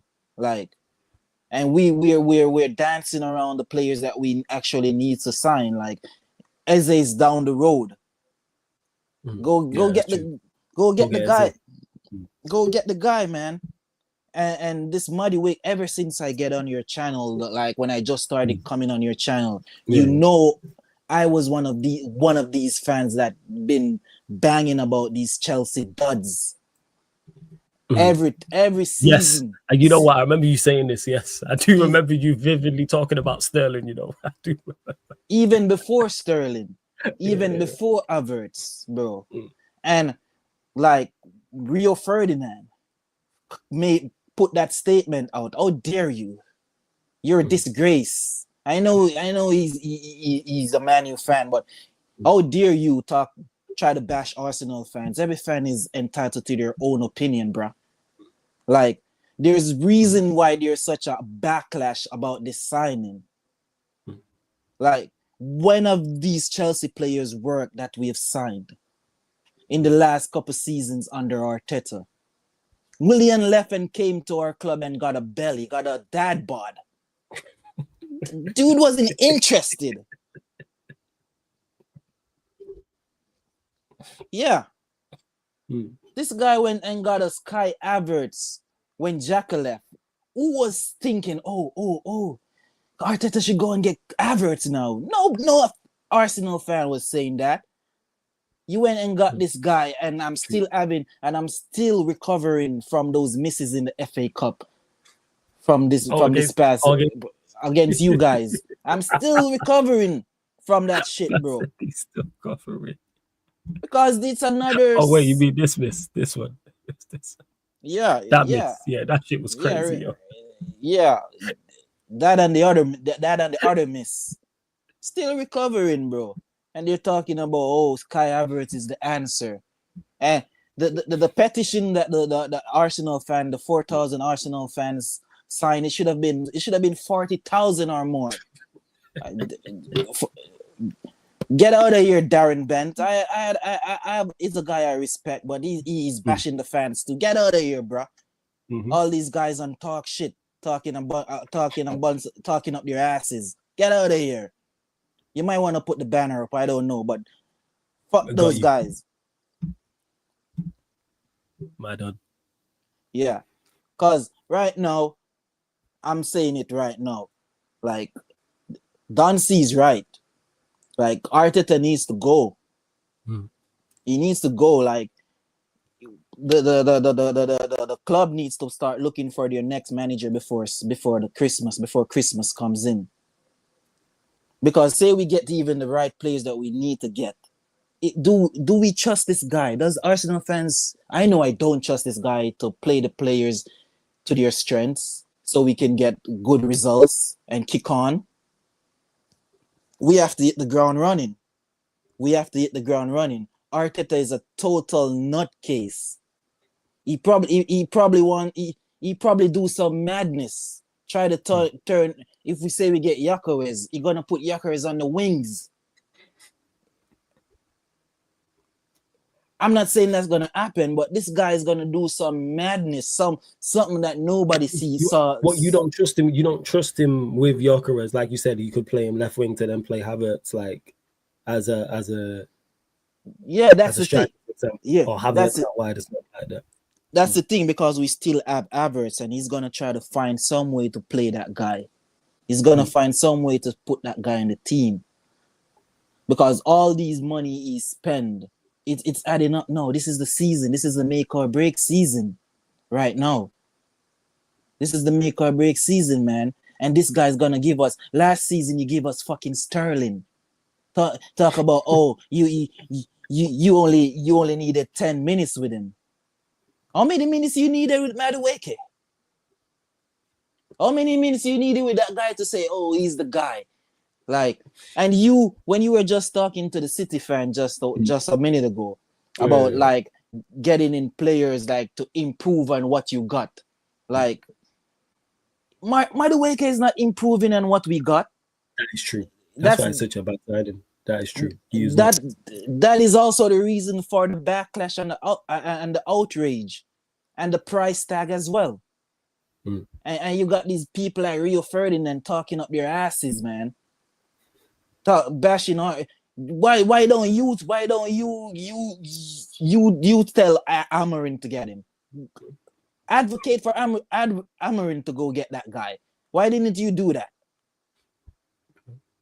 bro? Right. Every fan is entitled to their own opinions. I don't know. They're trying to gaslight us. That's what they're trying to do right now. Gaslight all the fans, like to cope and find. I'm not watching no compilations of this guy. I've always seen what he offers. Yeah, it's a dreadful signing. Like, I'm not even gonna say it. Like, I don't understand it. I don't get it. What is he coming to do? Is he gonna fight Saka for a penalty? That's what he's gonna. Do you think Madueke is being signed to start, or do you think he's been signed to be a squad rotation player? Okay, I've never. That is gonna even be mad if he's a squad rotational player for the price tag. That's the other thing too. Like paying that type of money for a rotational. Yeah. I hear it. Bro, if we had won the league and the Champions League in the last few seasons, and I would like, okay, cool. I wouldn't really have any problems with that. But we haven't won nothing, and this is what this clown of a manager keeps doing and getting away with. Like they say, he's gonna probably play on the left. I hardly see that guy plays on the left. Yeah, because it's only recently that Chelsea have like actually played him over there on the left. Because people have spoke about, initially it was, he's going to be back up to Saka, but then people spoke about him on the left. But of course, you've been linked with Eze, been linked with Rodrigo as well. So forget about that. Forget about Rodrigo. I don't think you signed Rodrigo. I think Eze is still a possibility though. Yeah, Eze is still a possibility, but the Madueke deal, I keep going back to it because it affects it.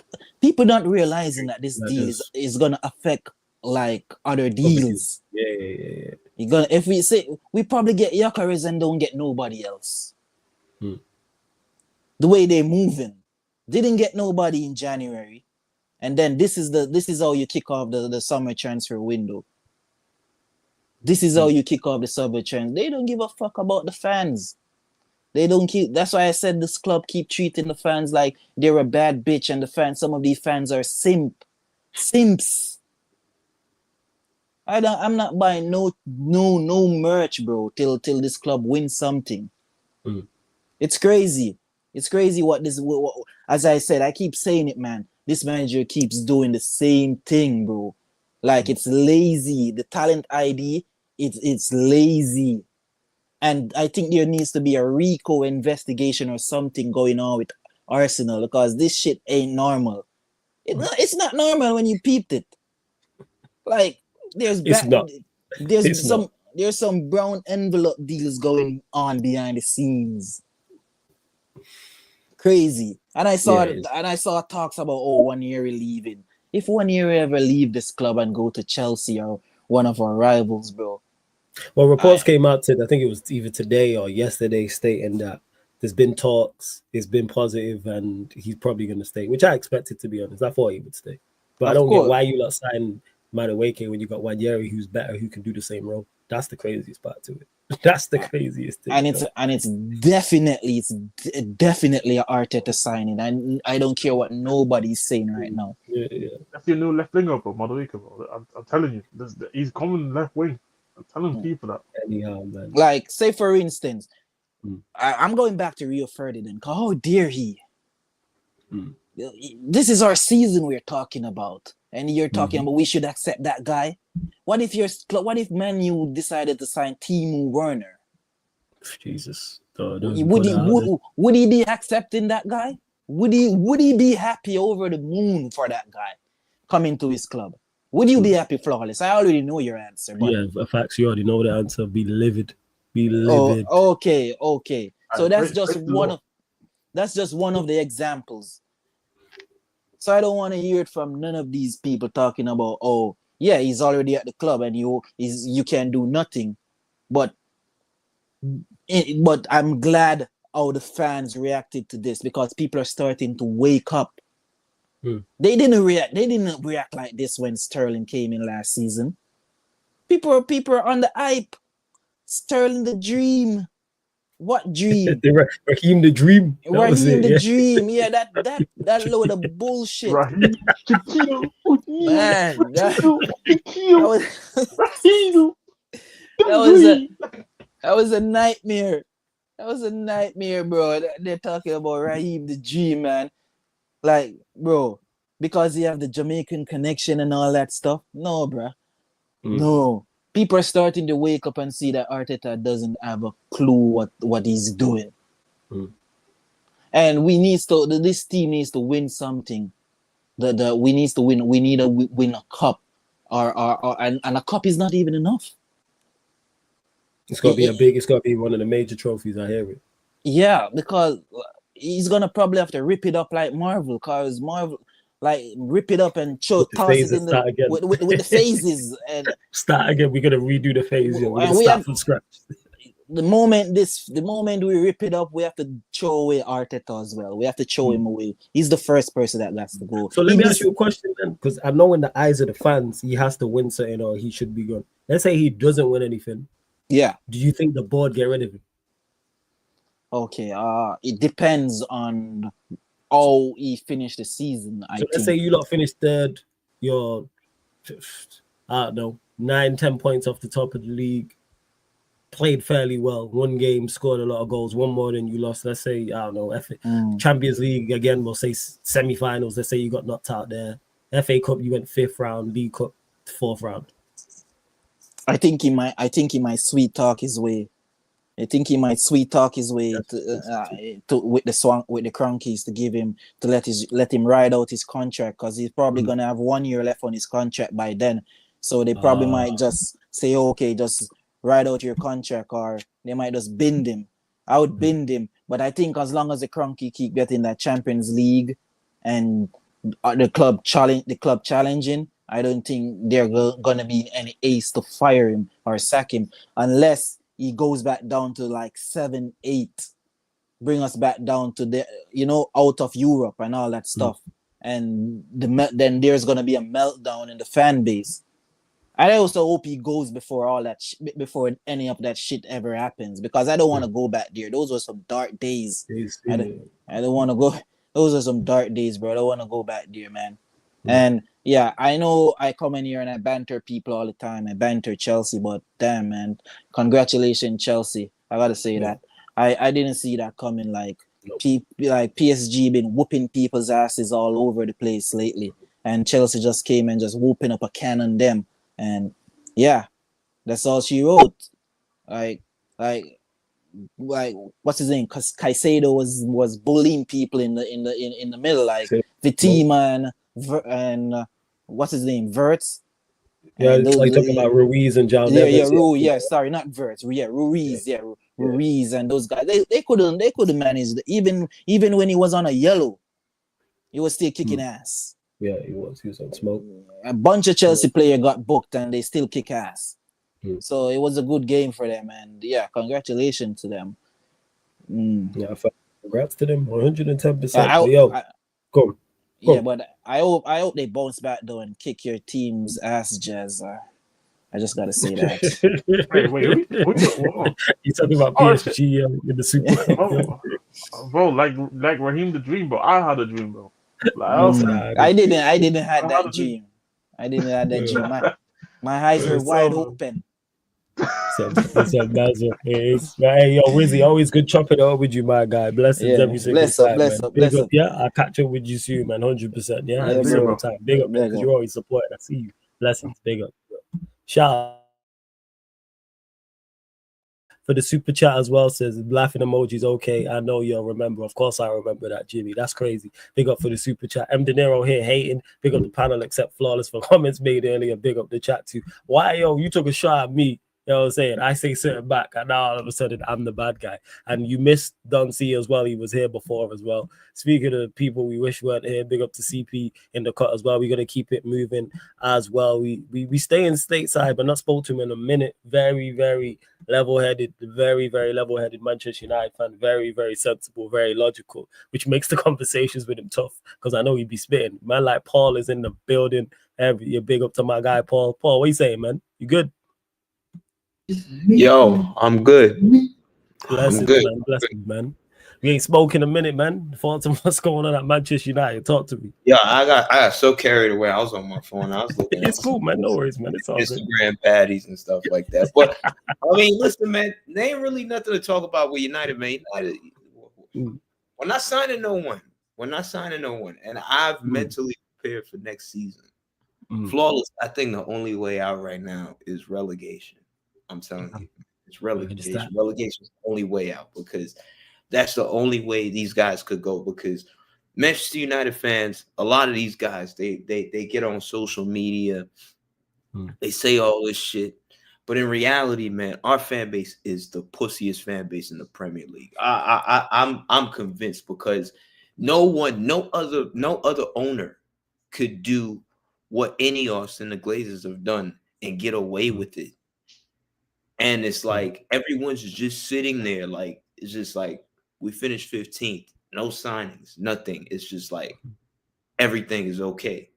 I'm just like, bro, I don't understand. I don't understand what's going on. And yeah, I feel like we're in trouble next season. I feel like we're seriously in trouble next season. I honestly, this club's so boring to the fact that I'm just like, if you know you're not going to do anything, then just get relegated. I mean, for me, like, if you really want to just tank the ship completely. I don't want another season of, okay, cool, we're not too shit to go down because there are other shit teams that are going to do that for us, but we're not good enough to get back to the top. So it's like we're just mid-table. I don't like that mid-table purgatory stuff. I'd rather just take relegation, sink the whole ship, let the owners go, let the players go, let the manager go. Honestly, I don't even like none of them. People would like to do this stuff about, oh, Ruben Amorim, he's not been backed. Oh, I feel sorry for him. I don't feel sorry for that guy. I don't. Because you as a coach, you can't even coach. Like, honestly, like that like, seriously, like you're a coach that can't coach. Like, we're out here trying to buy players for his so-called system that we don't even know if that's even going to work. You know, we don't know if that's even going to work. Let me fix the light. Oh, good, man. No stress. We don't even know if that's going to work. This guy's been telling us, oh yeah, you know, we gotta make sure if the system is going to work. It's not working. This guy can't coach. A cardinal sin for me is a manager who cannot coach, because then that means that it's like if anything, like you're like the last resort. I don't believe in these owners anymore. These guys are rubbish. But it's like, at least if you can't coach, I'm like, okay, fair enough. Like, look at Arne Slot at Liverpool. Liverpool fans, not one of them would tell you last summer that they were amazed with their transfer window. Chiesa and them, a Georgian goalkeeper, Mamadashvili or whatever you call him. That's not a good window. But Slot came in and said, you know what? Let me get the best out of what I have. And boom, you know. You got Ruben Amorim saying, I'm not going to change. I'm not going to change. Then if you're not going to change, you get the fuck out. Go. Because you clearly, this 3-4-3, which is another thing. I'm tired of that formation.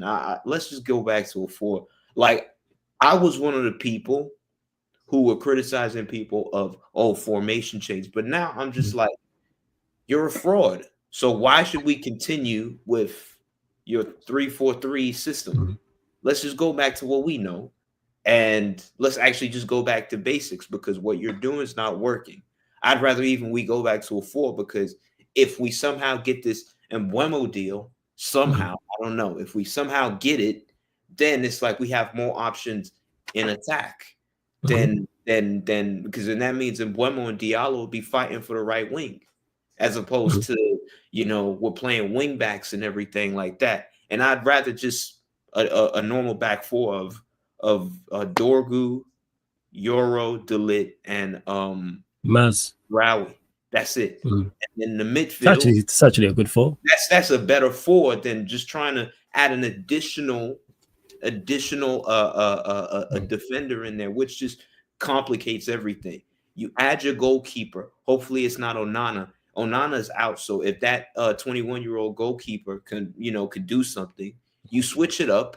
Then you have that. Then you have a normal back 4. If we could somehow get a midfielder in, Douglas Luiz or whatever, you pair him up with maybe Kobe Mainu, who can actually play as a 8 or can play in the pivot. And then if you want to play Bruno, you play Bruno. I personally wouldn't, but you could play Bruno there. You could play Cunha there. You could play Cunha on the left. You could play Bruno up front. You could play Diallo right. You could play Xerxes there.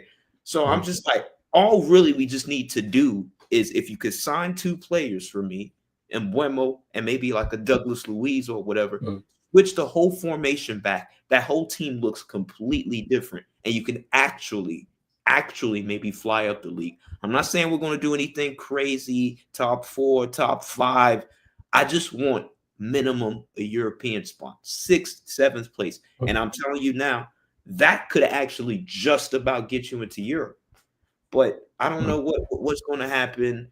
Ruben Amorim, I'm tired of that guy. Ineos, frauds, these guys, these places are dumb. They're actually dumb, because it's like, if you wanted investment, why would you go for the brokest people ever? You might as well just go and do what Tottenham did. Strike a deal with some Jordanian businessman, and they give you a 250 million investment or something like that.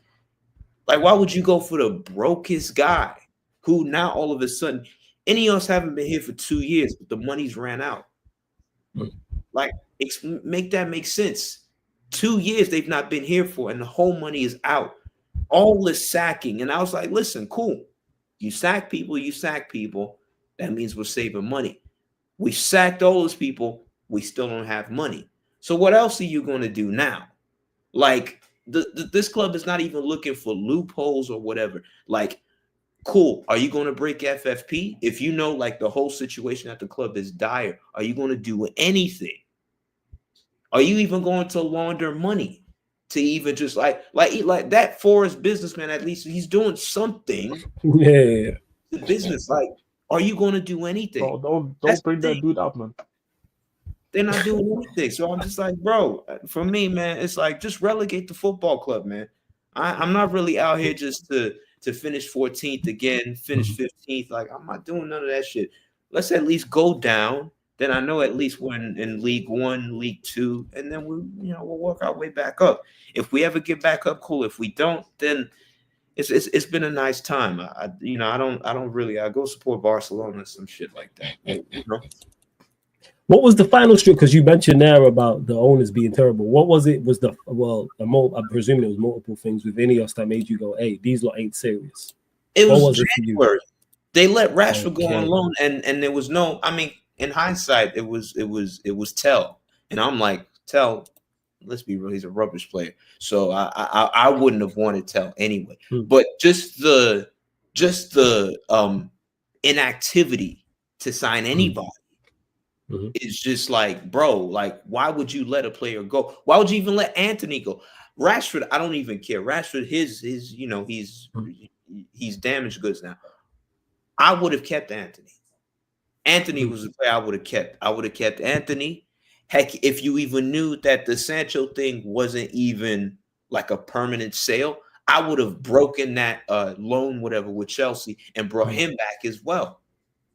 Because Sancho's never played with Amorim, so he can't possibly have beef with Amorim. No, there's no beef. I think Sancho's beef is with the club, not Amorim in particular. It's the club, which I get. I'd have beef with the club if that happened with me. I get it.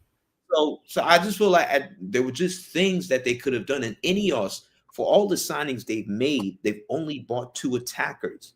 Most of the players have been defensive signings, and it's one midfielder. And the one midfielder is a rubbish midfielder. So four defensive signings, 1 midfielder, and 2 attackers. Like, it's like with the attack, it's like they're allergic to attackers, but you need the attack to win games. So it's just that point where it's like they don't want to adequately replace players. They're happy to let one player go and just, you know, tell the manager, oh, well, you know, you can fix it. You know, work your magic. And I'm like, that's just, for me, that's gross negligence for me. I don't see how that is. And that's why it wouldn't surprise me if they walk away from this Embuemo deal and just say, you know what, man, we tried, we can't do it. And, you know, we'll just move on, because they've already shown it before that they could do stuff like that. So, I mean, I don't want to keep rambling on. I just feel like between Ineos, between the players, I mean, bro, Bruno, 100 million, bro. You had your chance. Like, this is how I know for a fact some of these guys are just greedy, because it's like you had a chance to elevate your life financially, but you want to keep playing hero ball at Manchester United. Like 200, what is it? 300K. That's what he's on right now. Yeah, something like that. To double your wages over there in Saudi, but because of greed. And when I mean greed, not money or anything like that, just ego. You wanted to just like, oh, well, I want to be savior. Like, bro, you're 31. And you came out and you lied and you said, oh, well, the club had money. Well, the club clearly don't have money. So every mistake this guy makes this season, I would always keep pointing out to all of those Bruno Fernandes dick riders at the club. You see? Sometimes you take the money, 100 million.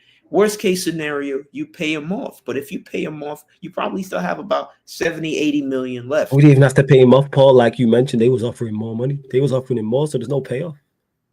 There was no payoff. We didn't have to. We could have used that money like we're trying to improve and buy a whole new attack in regards to Konya and Bremo and the striker. Could have got 2 midfielders for that and been set. That 110 million, you spend that, split that between 2 midfielders, and you're good. Yeah, that's 100. Yeah, messed up. This we have now. We could have spent like 200 million. Yeah. I just feel like United are just, I don't know. It's like every time we get offered like a solution, we just always, I don't know. We just always reject it. Like Garnacho for 45 million. You know what's crazy? I've mentioned that more so the fans. Like, sorry to cut you off. You mentioned there because I've said we got problems for every solution. Yeah. I'm just like, bro, like they like Napoli gave us a way out, 45 million. We said no, we want 70. I'm like, you could have just taken the 45. If you took the 45, you probably could have got someone decent in January. Or if you were a responsible football club, you take the money and say, okay, cool, we'll use it for the summer. That's 45 billion in the bank, 100 million plus Bruno. That means between 2 players now you've made 145 million in sales. Without selling any other person, plus the other 125 million that you have. Like these things, I'm just like, I don't claim to run a football club or to run a business exceptionally, but I know you're just a logical fan. That's what. Yeah, but it's just it's just logical. Selling Bruno for 100 million and selling Garnacho for 40 million is not difficult decisions. And this is like pure profit, so it's not going to be on that. Oh, on the books, it's a loss if we don't sell him for this value or that. Like, this is like pure profit. Like, Garnacho came from the youth academy. Bruno, I think we bought Bruno for like 60 million euros or something like that from Sporting Lisbon with the add-ons, I think. Like, you're going to make so much profit. But now we're struggling. So it's going to be interesting to see really how United dig themselves out of this hole. All I know is there are no excuses from me with Ineos. Ineos, Al Hilal gave you the way out, you know, and you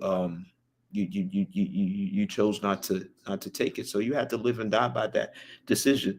My thing is, if they keep underperforming, they'll have to sell at some point because the money's dry. So yeah, it is what it is. We'll see what's what. Hey, Paul, man, always good chopping up with you. Blessings, my guy. Yeah, big up for calling in. You always support him, man. Big up, man. Salute, yeah, every single time, man.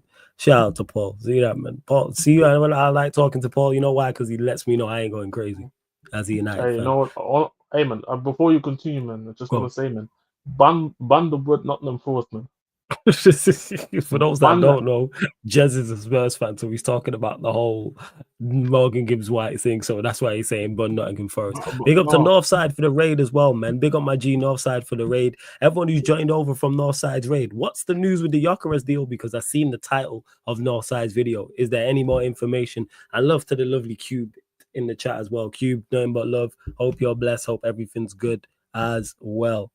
Let's see what else. And to Kwasi says, you either die as a hero or live long enough to become a villain. And Bruno will become a villain this season. Watch. I don't think so, Kwas. I think fans will love him regardless because the evidence is stacking up. The RICO case against him is there, but because he's one of our better players, which he is, people will use that to back him. But when he's one of your better players, that's why we're in the situation we're in, because he's one of your better players. If he's the bar, the bar is rolling down the ramps in hell. It's just continuing to roll down the ramps in hell, as you see with Manchester United. Look at our season. But this thing.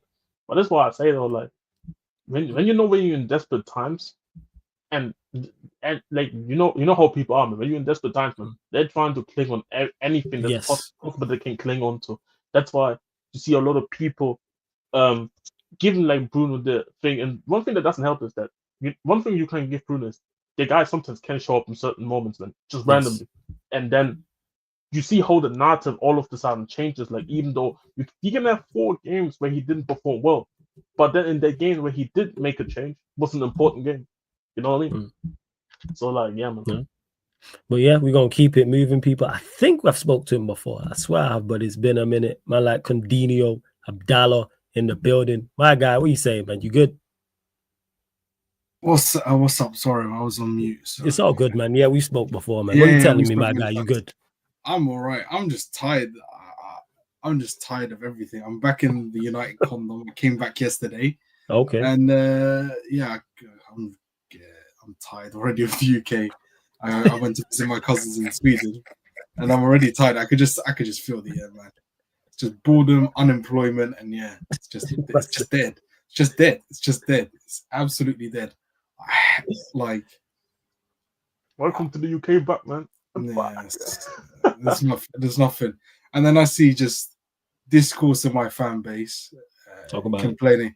No one can criticize anything. You have to be a cuck. You have to be a cuck to be a great fan. You have to apparently. Every single fan base, you have to be a cuck. You have to You have to like to be a great Premier League fan. That's why I'm generally like the way the season goes. I'm probably like I'm done with Premier League football. Like, I'm just gonna switch. That's like, because you have to back you cannot criticize. If you criticize the manager, you aren't a great fan. You're not a great fan. So if I criticize Pep for playing the same old grandpas / uncles in midfield, I'm a rubbish fan. I'm giving abuse to the players, and I just stay quiet. I just stay quiet when there's like city spaces. I go on incognito so I can just listen to the waffle. I can't be asked to participate. It's like stepping on eggshells. It's like stepping on eggshells around family and friends. You're stepping on eggshells around your fan base. Like I don't understand.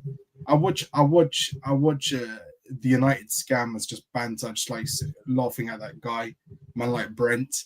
I like laughing at him, his moaning and stuff like that. And like, I just realized like fans waste so much time and energy on football in terms of, I know this is an escape, but it's like it's a chore. It's like a chore to them. They don't actually enjoy it. There's no positive energy. There's no positive energy. Like, people are just feel drained. It's like this forced chore that they're watching it against their will. You do know you can watch something else. You do know you can watch that. You are a customer. This is why I don't believe this whole fan thing. You can be a fan of an individual. You can be a fan of Usher. So if you want to be a fan, you can be a fan of an individual. That's why I don't. You are a customer at the end of the day. You are replaceable. If you don't like what you're watching, watch something else. That's why I support multiple. That's why I would support multiple clubs from other leagues. I'm not supporting the same team from the same league. No, I'm a customer at the end of the day. I'm replaceable. If I don't go to a game, boo-hoo. If I'm unhappy with the service, I'm replaceable. It doesn't matter. So I think people waste a lot of energy and get stressed. Like, if my team loses, I don't care. If they win, I'm happy, of course. I don't care. I'm not gonna let it ruin my day. I'm not gonna let it ruin my day. Like, I'm exhausted of watching my. It's like you're doing a workout. After watching City, I'm exhausted. It feels like a workout, like a mental workout. Like, it's tiring. So at the end of the day, like, I'm not like, this season is do or die for Pep, in my opinion. I don't care about credit. In my opinion, like, credit. If he stays, he stays. If he doesn't, he doesn't. If he's gonna play the same old players, what am I? There's nothing. Do you think he does that though? Do you think he's gonna do that? He's gonna do that. So who don't you want to see? Who are the players? I don't want to see Gundogan in this team. Bernardo's probably gonna. I don't want to see Bernardo in this team playing week in, week out. But he's the captain. He's been made the captain. He's been made the captain by Pep after the whole Carl Walker saga, after letting the players vote the captains. So, and he is a leader, but I think not necessarily just because you're the captain, you're going to be playing week in, week out. So yeah. By the way, Troy, thank you very much. Nice a Manchester accent. Most of United fans are from London, so please don't. Hey. Most United fans are from all over the globe. But hey, Troy, what about? But I'm saying most Man United, there are more Manchester City fans from Manchester than United fans. So if you want to throw sticks, if you want to throw stones at glass houses, be my guest. We everywhere. So yeah, for me, I don't really. Whatever happens this season. Like, there are certain areas that need to be addressed. Like, we need the right back. But the club are refusing to address that because we've got freaking Bamanji at freaking. He'll probably start. Or we got that freaking sideshow Bob, B-Tech Bart Simpson at right back, who's mainly a midfielder. It's probably gonna have to be Nunes again, and he's a good right back, but he's not a right back. He's a midfielder, so he's gonna get cooked. United are finished. You're closer to relegation than you are finishing top four. So like, this whole investing, like, in my opinion, if these rules actually make any sense, like, Newcastle aren't in any debt. They should be able to spend as much as they want. Agreed. You guys, you are in debt unless you're. Otherwise, I don't understand. You shouldn't be able to buy a penny of a player. Especially Arsenal as well. Because the debt doesn't count again. Because of the rule, and debt doesn't matter in regards to it. That's why the rules don't make sense. Arsenal are taking out loans to buy players. Makes no sense. They have loans. They have loans that they owe. So if you're in, this is what doesn't make sense. Look, I'm disappointed. I'm not ready to quit my team. I'm just exhausted of Premier League fans. I watched the team. But trust me, I'm exhausted of them too. You should see some of the people calling in here. So just because I'm exhausted of my team, just because I'm exhausted of my team at the end of the day, I'm just saying football is exhausting. Premier League football fans are exhausting. They are exhausting. No, Troy, you weren't blocked. You're still here, Troy. You're not. Premier League fans are exhausting because you have to be a cuck to be a great. Oh yeah, they exhausted. Like I said, even some of the scrubs that call in here, got the likes of Mohammed, CP, man, terrible man. You have to be off the side. You have to back every single signing. Don't see the mercy. Can I ask a question then? Then are they then the hotel shell? Like, is this what we're saying? You're probably the type of person who probably sit in the corner and probably be freaking. Okay, whoa. We get the point, people. Yes, we get the point, you two. Just don't be encouraging people. This guy is a joke, man. Hey, my guy, yo. So what was I gonna say? So do you expect City to go back into the market? You reckon you sign somebody else? I fully expect it because I'm not like Mateus Nunes is a good backup, but I can't see him as a nut. I don't get this new tactic because we're getting wide open. We're getting we're getting exposed on the counter. It just makes no sense. The way I guess I get refreshing the backroom stuff, and I back that and I support that. But with this personnel of players, it makes no sense. And people can slag. This team should have been, the rebuild should have been in the summer. That's why we're lucky to get. I'll be honest, we're lucky to get into the Champions League this season. We don't deserve it. Other teams deserved it. I think Aston Villa played better than us this past season. They deserve the Champions League ahead of us. I think other teams deserve it. I don't think we deserve it. I'll be honest. We were awful. We should have been. I think the rest of the league, a lot of the teams, like you mentioned, Villa had a horrible. We're lucky. We should be grateful to even accept Europa League football. I was fully ready for Europa League football, let alone Europa. No, he was. When you go 1-12, that's going to happen. But like I said, it wasn't just you. Teams around you also, like Chelsea had a horrendous period, Villa had a horrendous period, and so did Newcastle as well. Sorry, go on.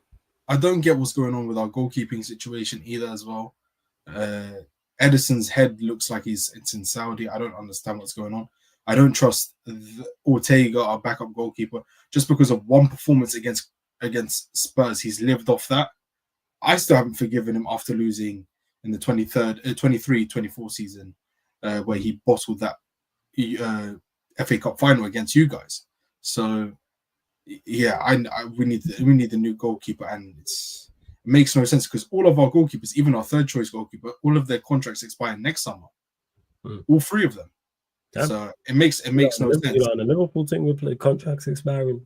So no, but I have no issue. I'm happy to let go of Edison at the end of his contract. I couldn't care less about him. If he doesn't resign, fine. I don't care about resale value because it's not my money at the end of the day. I'm a customer. It's not a big issue. It's for the club to deal with. They're not broke. We're owned by a sheikh. He's owned by 22 billion. I couldn't care less. Like he should put his money where his mouth is. So at the end of the day, I want to see some ambition because I think we still need the winger as well because I don't trust Savinho and Doku because they're just two headless chickens in my opinion. And then Grealish, I don't know what's going on. I don't want that pisshead in my team either. I want as many pissheads out of my team as possible. I want as many pissheads. After going on the piss, after those two titles, I couldn't care less because they were on the piss because we lost that FA Cup final in 2024. So get rid of as many pissheads, even if it's the best players. Get rid of them. I couldn't care less. Get rid of them because it's a detriment. It's an absolute detriment. The fullback market is awful. Can we address that? The fullback market is in the obvious fullback market. That's the obvious and the clear names where you go get him. He's quality. I think you had again. This is where you're scouting him. Part to be on your recruitment team have to earn their money. Go find the quality right backs. Find the quality left backs. What's just crazy is this time next year we'll be talking about a fullback that wasn't on like people weren't talking about in high regard. Yeah. There'll be a 2020 this time next year. There'll be a fullback, and everyone's like, "Oh, he's a quality right back. He's worth X amount, or he's a quality left back." Go on, Jess. I feel like the issue is like, even though I agree with what's your name, bro? Again, Abdullah.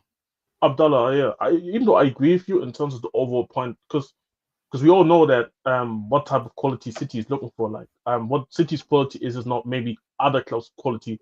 Like for example, I think West Ham's just signed a left back from Slavia Prague, where I think next season he could have a really good season and really impress, for example, everyone. But really have been a good signing for the City in terms of having to come in and immediately impact. I don't think so. So I think that is the problem for City. I feel like that they need something certified, like Kyle Walker replies. Kyle Walker as like comes in immediately impacts. So it's difficult for City, but I don't know. I think what's killing this league, and I'll be honest, and you can say probably anti-English, is this EDL tax, aka the homegrown quota rule. It makes no sense because the talent pool of English players is just declining, and there's no incentive to actually buy any English players. Yeah, the reason why they're trying to do that is because they don't want it where, and it's their thing looking at it for the English national team, they just don't want a league where it's just hardly any English players in it. Whereas I'm not really fussed. But I understand why they've implemented that. I get it. Because the fullback, the fullback market in terms, because the only last good fullback was probably Wan-Bissaka or even Kyle Walker. For who? That is over good for the right back position. For the right back position, like I don't remember. I traditionally won. You got Trent, you got Reece James. There's quality right backs out there. Yeah, Reece James, but it's tough. He's injury prone and it will be very difficult. Well, he stayed fit. He has been. Oh, you're talking about signing him. I get it. Yeah, signing. But again, this is where, like for instance, when Cancelo was signed for you lot, he was known, but he wasn't sought after. When you signed him, it wasn't that we're bringing in the best fullback in the league. When it came to Cancelo, I had to hold the same standard that I held Trent. I knew that guy couldn't defend. But he was great going. He couldn't defend, but I'm talking about the level he's at. Like when you signed him, the general consensus wasn't we're signing the best fullback in the league. And the general consensus was he's one, if he's not the best, he's one of the best. Go find Cancelo. Not Cancelo, go find the next Cancelo. Like this is where the scouts have to earn your corn. There's Cancelo, there's other quality fullbacks out there. You have to go and find him. Whoever we think is the best right backs and left backs now, whoever's top 5, eventually you will. I'm sick of seeing this. I'm sick of seeing these square pegs and round holes into playing centre backs, right-footed centre backs or left-footed centre backs at fullback positions. I'm just tired of it. I want just natural fullbacks that can defend. Anything else is a freaking bonus. Everything else is a bonus. Just get natural players in the right position and go from there. I get that. That fully makes sense. But Abdullah, gonna have to let you go. But big up, man. Always good chopping up with you, man. Blessings, man. Big up. Shout out to my guy Abdullah every single time as well. Big up to Carl Woodlair, Jean-Louis. What a username. You know what I'm saying? Carl Woodlair, Jean-Louis. Big up to you, man. Gifted 5 memberships. So I want to see smoke emojis, fire emojis, applause emojis. And if he gifted you a membership, make sure you say thank you as well, man. Big up to you. Appreciate it, Carl. Appreciate it. And that's the link if you want to call in as well, Carl. So I appreciate you not only, and you also joined as well. So big up to you. Not only did you give 5 memberships, you also joined the membership yourself, man. So I appreciate that. Because you joined as a Sarcasm City soldier as well. So I appreciate that. Links in the pinned comment for those that want to join. Appreciate it, man. Applause emojis for Carl in the chat every single time as well. Fire emojis, all that good stuff. Run up the likes because there's over 220 of you lot in here and we're only at 59 likes. Let's get up to 80 likes, people. Let's get up to 80 likes. Like check 1212. When you enter the city of sarcasm, pay the tax. Hit that like button. That's all I need you lot to do. And hit the subscribe button as well, because we're at 15,242. I need 3 more subscribers. Get us to 15,245. There's over 200 of you lot watching. I'm only asking for 3 subscribers. I know 3 of you lot at least haven't subscribed. So hit the subscribe button and get us up. 80 likes, 3 more subscribers, people. We're just 61. You know what I'm saying? So run up the likes. Let's go to this next caller here. New caller. I believe he's a United fan, so it's always good chopping it up with new people. I believe his name's Shay. It's either Shay or Che. Big up, man. What you saying, my guy? You good? You hear me? Yeah, man can hear you, man. What you saying? You good? Yeah, first time caller from the Caribbean, man. Trinidad. Oh, see. Oh, you calling from Trinidad? Big up, man. Big up. What you saying, man? They're hot as a hell. I hear it, man. I hear it. It's warm as shit. It's warm as shit over here too, but I know it's warmer over there. What do you want to talk about, man? United fan, right? Yeah. Floor's yours, man. Yeah, I just watching your streams, Saeed's and others, and I feeling the panic, and I understand because of the transfers, what's going on with other clubs. Yeah, but at the end of the day, the window, it's still open. It didn't close yet.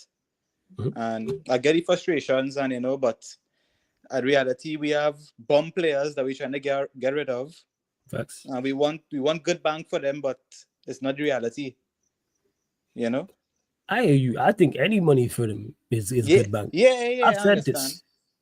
If we get 25 million for Garnacho, that's phenomenal business. Because I wouldn't pay that for him. Facts. I've watched him.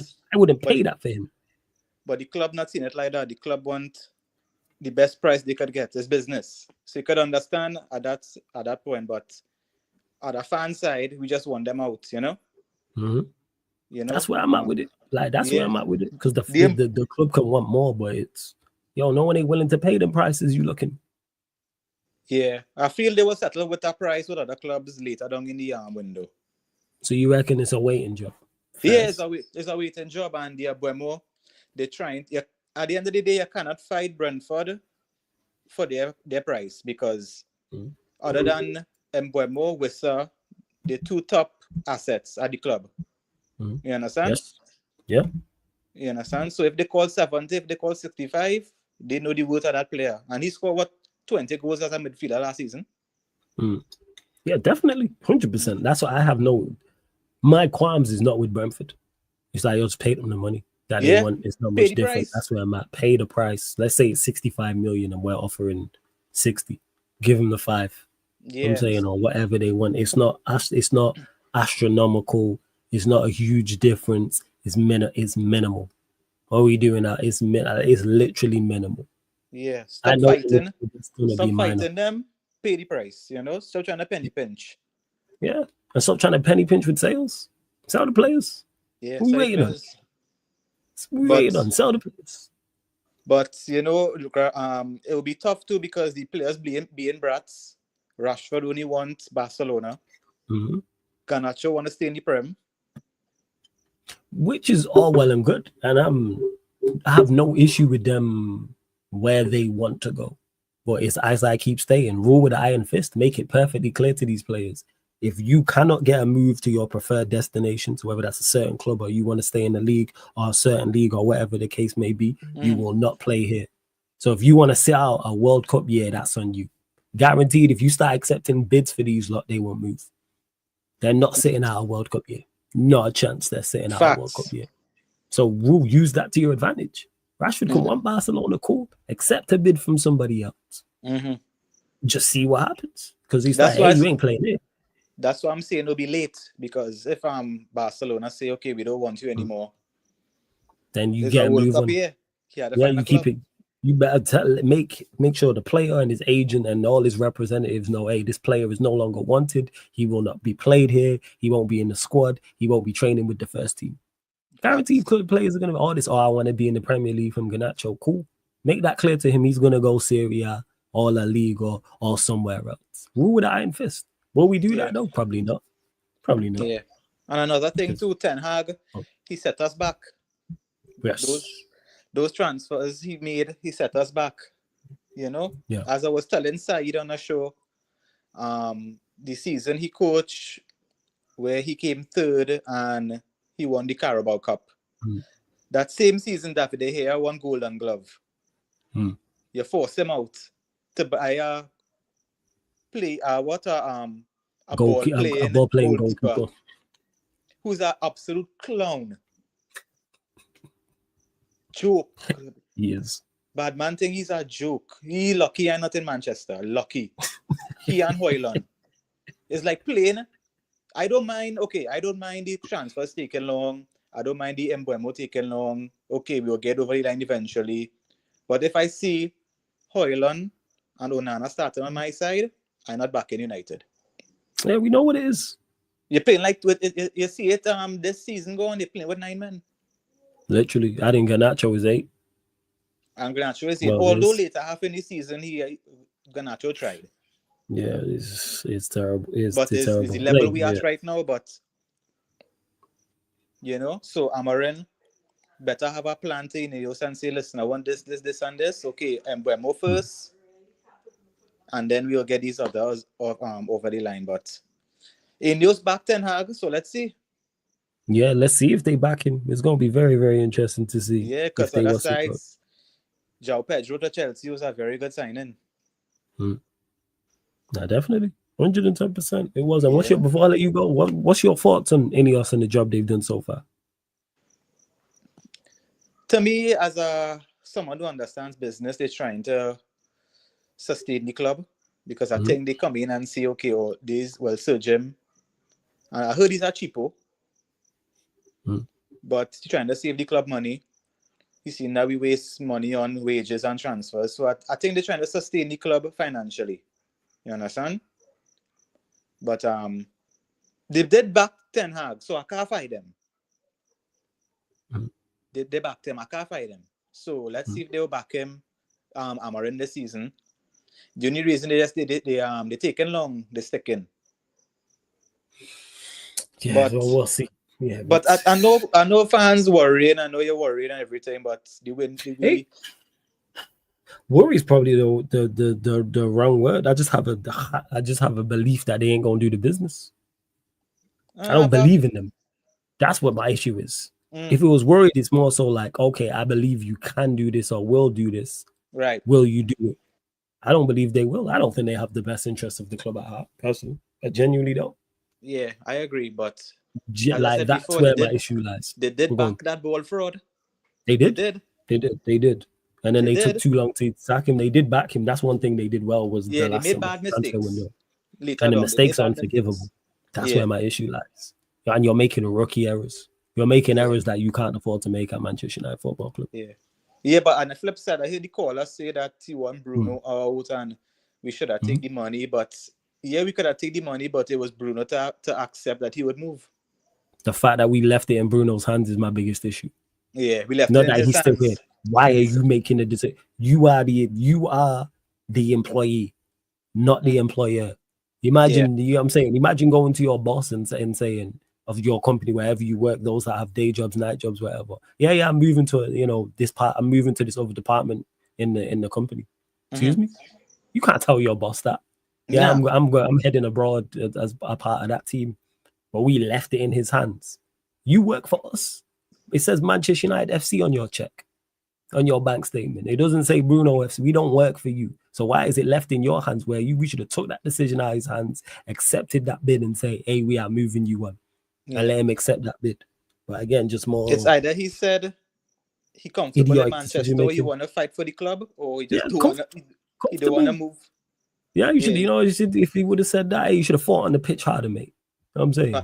Yeah. How about you don't misplace passes in the Europa League final? Maybe we wouldn't have lost. True. Maybe it's not. Maybe you're not missing headers 8 yards out in the Europa League final. Maybe we wouldn't have lost. Maybe don't captain us to 3 of our 4 worst ever Premier League finishes. The list goes on. Rap sheet, Rico sheet. But hey, we move. But hey, man, Shay, man, great call, man. Make sure you call back in, my guy, man. Blessings. Always good chopping up people from the Caribbean. Big up. Like and subscribe. Come and visit. Yeah. Big up, man. Yeah, man. I need to get out to the Caribbean. Blessings. Big up, my guy. Big up every single time. Always good chopping up with the people from the Caribbean as well. Hey, Carl, you there? Don't worry, CP Mohammed. I'm gonna get to you too. Is he there? Yo, Carl, you there? You? All right. They want to do this. But let's bring in this tag team of scrubs. I don't know if Mohammed's sleeping. Mohammed, are you there? Move so I know you're there. This guy, I think, is falling asleep. Never mind, man. You know what I'm saying? We'll get to them too later. Let's bring in my guy Carl into the building. Yes, man. What are you saying? You good? I'm very good. How you doing? I'm blessed, man. Where you calling in from and who's your team, my guy? Oh, I think you should see that. I'm a Liverpool fan. See, I didn't look at the thing, so Liverpool fan. Where you calling in from? Yeah. Calling from Canada. Toronto, Canada. Toronto, Canada. Ottawa, Canada. My city. So all over the place in Canada right now. Yeah, man. Big up, man. Big up. I can't read your name, so your partner Flawless. down there. That's the name. Oh, you're talking about Jez. That's Jez. Jez. I know who you are. I know who you are. Just making sure. I know who you are. Snow Bunny lover. Snow Bunny lover. It's all right. It's all right. Hey, you're renowned in them street. I heard there's good snow out there, actually. This is what I've been told. I've been told there's very good snow out there. Not right now. The mountains are very hot. I heard they got the ABGs out there, man. CP probably knows. TV knows about the ABGs, man. But what's the ABGs from? What is that? I'll tell you later. Asian baby Tell me girls. later. Up in the private chat, you're a joke. He Big up to just Steve. told you. What is it? Asian baby girls.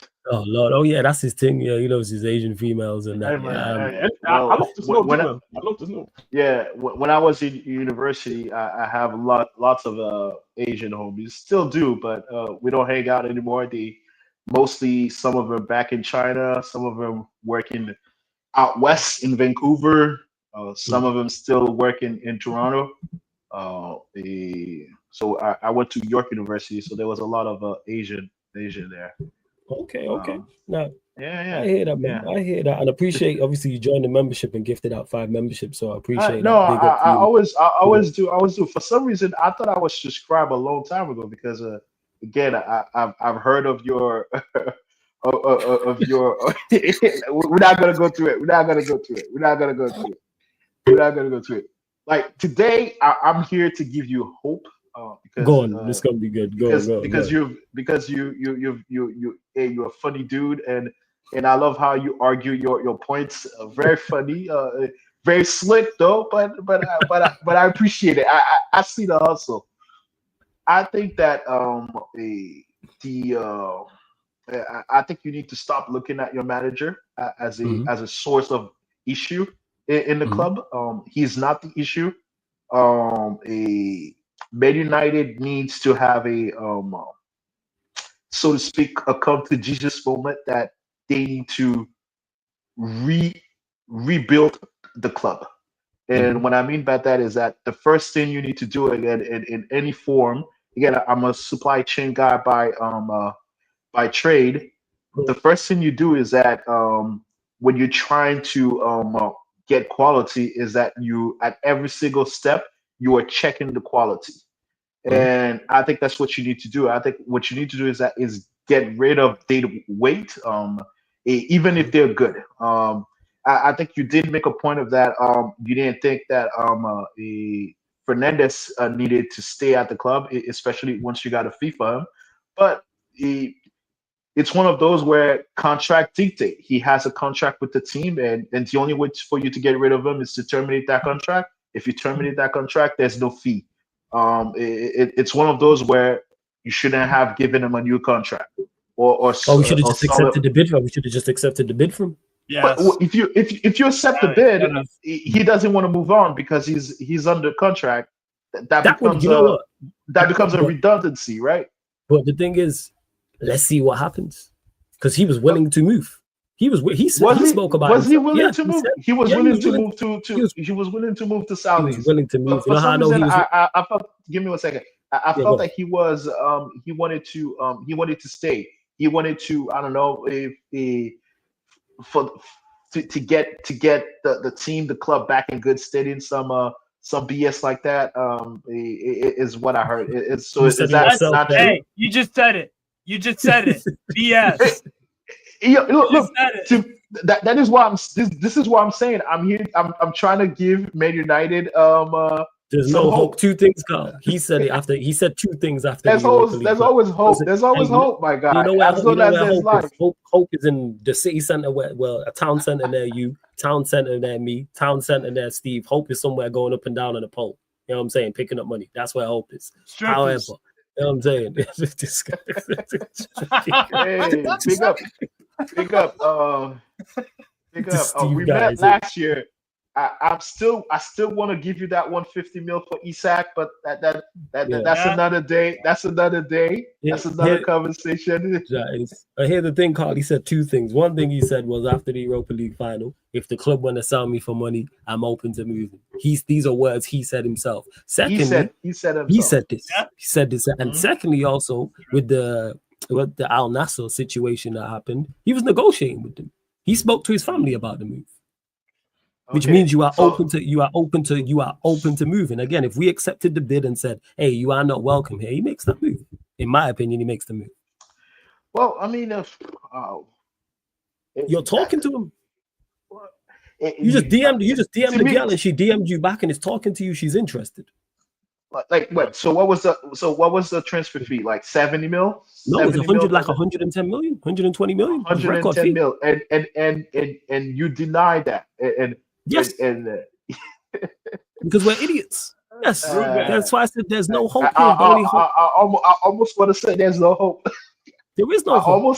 I almost want to say there's hope, but there's zero hope. But the thing is that I don't think Man United is willing to do the hard thing, which is to start from the ashes, and so you could from the ashes. The ashes is that you need to strip the whole club of bare bones, and that means that hope. They need to do what hope does. They need to strip.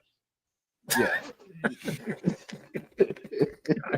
I catch that reference. All right. This is that kind of night. I get it. This is Sarcasm City TV and a fucking not show Lord of best. Man. I'm wrong though. I'm not wrong. No, you ain't wrong. You right. You spot on. And that's what it is. Got like you mentioned it there about. So that's why moving him on was the perfect scenario. And the most annoying thing about that scenario is not that he stayed. That's secondary. The most annoying thing to me is how we got there, that we left it in his hands. No, we left it in his hands. We said, you make the decision. We said to him, if you want to leave, cool. The manager, because you mentioned the manager, he is not the sole problem, but he's definitely a problem. The manager wanted him to stay. Like, what's his manager begged him to stay? What the manager begged him to stay. The manager begged him to stay. Then that's the manager looking out for his job. Then that's the manager looking out for his job. So you think with Bruno? So you think the manager keeping Bruno is going to help Amorim keep his job? You kicked out Bruno. Wait. No. Yeah, I'll answer the question. I'll answer the question with a question. I'll be facetious a little bit. You take the manager Bruno. You take Amorim is like, I got nobody who can score, who can create. Even disposal that you have as Bruno Fernandes, you think that I'm gonna sell him, and I have these guys, director of football who's gonna get me someone who's at least capable as Bruno Fernandes. Okay, yeah, absolutely. I don't believe it. Okay, is Bruno the best? Okay, so let me ask you a question: is Bruno the best attacker currently in Manchester United's team? Yeah. And he's shit. So you think Bruno's better than Cunha? Okay, before Cunha arrived, talking but Cunha was on the horizon. So I'm asking this you the question. This is what I mean. It's the slick talk you talk about. It's not we talk about these are facts. You just mentioned there. You just said there, Carl. Yes, he's better. He's better than Cunha. He's better than Cunha. He's better than Cunha. You don't trust the director of football to go in and get better attackers than Bruno. If that's the case, you should leave the club then. If you don't think the hierarchy, I accepted the job last year. I accepted the job last year. I didn't know their competence. I didn't know any. No, that's your fault then for not doing it. That's your fault for not doing your due diligence in the interview. I was at Sporting. No. Man United, Kevin Call. No. We're not doing that. Man United, Kevin Call. Come on. No, we're not doing that. If you didn't know they was incompetent, because if you would have done your due diligence, you would have known they're incompetent. How am I on the outside looking in and know they're incompetent? How am I going to do my due diligence? By having conversation. Have a conversation and look at it. So Carl, how did I know? Let me ask you a question. How did I know they were incompetent? How was I calling them out from the time they? No, there's no way for you to know that they're incompetent. Okay, this do you think that? Okay, so he came from Man City. Wait, hold up. Okay, Carl. Yeah. Do you think they're incompetent? Do I think they're incompetent? Yes. So far, yes. Yes. So wait. So we both in agreement that they're incompetent. So how did I know that? I think they're incompetent as well. We're trying to figure out the mindset of when he got the job. I'm saying when he got the job. If you do your due diligence, you know they're incompetent. But come on, how am I going to vet them? I don't have a firm to vet these people. How did I vet them? How did I vet them? Amorim's a smarter individual. You've always been down on all of them. You've always been down with the like. Sometimes I'm thinking you don't even rock with your own club. I don't rock with my own club. I don't. From the way you talk about them, there's nothing that look, it's true. There's nothing at your club. There's nothing at your club to be proud, to be hopeful about. I get that sentiment, but there's gotta be a form of a kinship, at least kinship in the sense of a bit of kinship. Like, hey, I support this club as a kid, as a teenager, as a young person, as an adult, as everything. You know what? And I still support. This is why I'm highly critical of it. Same way, if I see Steve and Jez are my brothers. If I see these two doing some fuckeries, I'm gonna call them out on it. You know why? Because I love them. If it was somewhat so that goes to show my support. If it's something I don't care about, I wouldn't mention it. Like I said, back to the original point, me and you are both in agreement that Ineos are incompetent. So how did I know that? But Amarim didn't know that. Because he probably valued the job more than their competency. So that's your mistake. And he probably believed in his own story and in his own aura and that's absolutely fine. His own arrogance of, and that's absolutely fine. Again, all managers have that. All managers have that, right? Yeah, and you need that. I agree with that 110%. You need to have that air of arrogance and tunnel vision and straight stubbornness to be to succeed at the highest level. However, what I'm saying is that that's not an excuse for the manager in regards to failing. I knew Ineos were incompetent from the jump. Yeah, but the thing is that I can't talk to them about failing because, again, I'm not gonna use the thing is that none of these people are his tool. But I want to say is that I can't talk to him about failing because from 15 years ago, the whole club has been failing. Like, so he is just one of those line of the bad decision that the club have done. Absolutely. Like to me is that, first of all, you mess him up by bringing him in December. Don't do that. No. No. I'm saying that's we didn't mess him up. Failing. No. That's both. That's both because they make that decision together. Him choosing the job to get into the job at a wrong time. It's his fault. But the thing is that the person that made the first the club made the first bad move by by firing a coach that was subpar, but he was still doing a job. Like I'm not saying the standard is 8th place, 9th place, but it was still. Do you remember decent. what happened with Ten Hag? Do you remember what happened with Ten Hag? No, I'm asking you. Do you remember? I'll jog your memory in regards to the incompetence. Sure, you could. I'll jog your memory for those that don't know, and we'll go down memory lane because I do this on a weekly basis, by the way, to show their incompetence on this idiotic move. They all agreed to get rid of Ten Hag in the summer.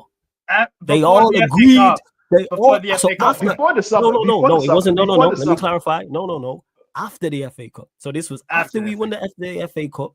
After the letter came from the fans, they all agreed to get rid of him. So the FA Cup wasn't reason to keep him. The letter wasn't reason to keep him. But then, because they all agreed, everybody in charge, everybody who had a seat and a vote at the table, they agreed in unison to get rid of this manager. Then, because their attempt at replacing him was so poor, and they only had 2 people on the list, which is crazy. Because how can you only have 2 people on the list? They had 2 colours, one that went south, and they had De Zerbi, and that didn't happen because De Zerbi ended up going Marseille. So you know what they altered to do because they couldn't get their first 2 options. They was like, we're gonna go back and get the guy that we went to get agreed. We are gonna go and get the guy that we agreed to get rid of because Ten Hag spoke about this on his in an interview. How he was on holiday, they called me. They interrupted my holiday and begged me to come back. So a guy we've all agreed to get rid of, we've all deemed not good enough, and because our attempt to replace him was so piss poor again, we had 2 people on the list, which is crazy when you look at Spurs who had 9, 10. I almost got the job. Steve almost got the job. It was that many people on that list. It was crazy. And then they went back and went, well, you're not good. We know you're not good enough, and we've agreed you're not good enough, but we're going to bring you back in. We then brought you back in. They then bought more players. They then spent more money, and then they did something I'd never seen before. They went and hired 2 managers to babysit him. They went and got Ruud van Nistelrooy and Rene Hack. Never. Carl, you let me know. Steve, you let me know. Anyone in the chat, let me know. Pops might know this. I have never, ever seen a manager get two managers alongside him because the board don't trust him. Not assistants, not coaches, not someone from the reserves or the under-21s. Ruud van Nistelrooy was managing in the Eredivisie. Rene Hack was managing. And then when it's going piss poor, you have 3 international breaks to sack him, and you don't sack him on any of them. And then you wait until October, November, whenever to sack him whenever you did. When you lost to West Ham. Yeah, and you know what's the ironic thing about the West Ham game is it's a game we should have won. And if we would have won that game, Ten Hag would have still been in charge. So you tell me how many more incompetent moves, if I'm looking at that, I'm going, yeah, you lot don't have a clue. That follows in that I remember at the time we were listing all these things when we just did one. There's one wrong thing in wanting to keep Ten Hag after the final. Then it was wrong to look at Tuchel. They screwed up the De Zerbi thing. They screwed up keeping him. They screwed up in not sacking him after the first international break, the second international break, the third international break. And people wonder why they're incompetent. Hey, man, like sometimes they are incompetent, but it sounds more like there's again, so to speak, there's too many cooks in the kitchen. And I'm thinking is that I actually believe it's not even your director of football who wanted Ten Hag back. It might just be your new owner. Oh, there's another screw up. Ashford. Yes. We can't even talk about that because the rap sheet's so long is that I've forgotten about stuff. And here the thing is, you mentioned about there ain't too many cooks in the kitchen. The problem is there's cooks in the kitchen and nobody can cook. That's the problem. These lot would bun water. But there's no direction. These lot would bun water. Yes. Again, I can see that, Carl, that there's no direction and that these lot are incompetent. Yeah, there's no direction. There's no direction because I actually think the owner, yes, you have gotten rid of the Glazers, but the thing is that you have replaced it with another form of Glazer, which I can't remember his name, and he has Sir Jim Ratcliffe. He has injected himself. Ratcliffe. He has injected himself into the business of football in the club. I actually think that I actually think Ineos wanted Ten Hag gone, but the thing is that Ratcliffe brought Ten Hag back because again he wanted to stability was more important to him than actually fixing the club. They agreed to get rid of him. Yes, but if Tuchel would these owners are fickle. If Tuchel would have said yes, Tuchel would have been the manager. But no. But the thing is that again, just like you said, discernment, right? Maybe it's because Tuchel has been in the Premier League for a while. He understands. You're missing the point. You're missing the point. No. I'm not talking about whether Tuchel's good enough or not. I'm making a point. No, I'm not talking about if he's good enough. I'm talking about he has discernment of what's the landscape in the Premier League to understand. These dudes are full of shit. That could be the case. But why have we rejected him? He rejected him. The point that I'm making is he didn't want they agreed to get rid of Ten Hag. There was no one wanting stability. I actually don't think it's Ratcliffe making the decisions, to be honest. I believe it's the people he hired to make the decisions. Your Omar Baradas, your Wilcox. It sounds like a upper management, are not in the same page with the managerial staff at Man United, what needs to be done and how it needs to go. Because because again, I believe that there was not actual consensus about letting them go. I just think that it was one of those is that we're not gonna tell them we're gonna let him go, but because we're gonna look.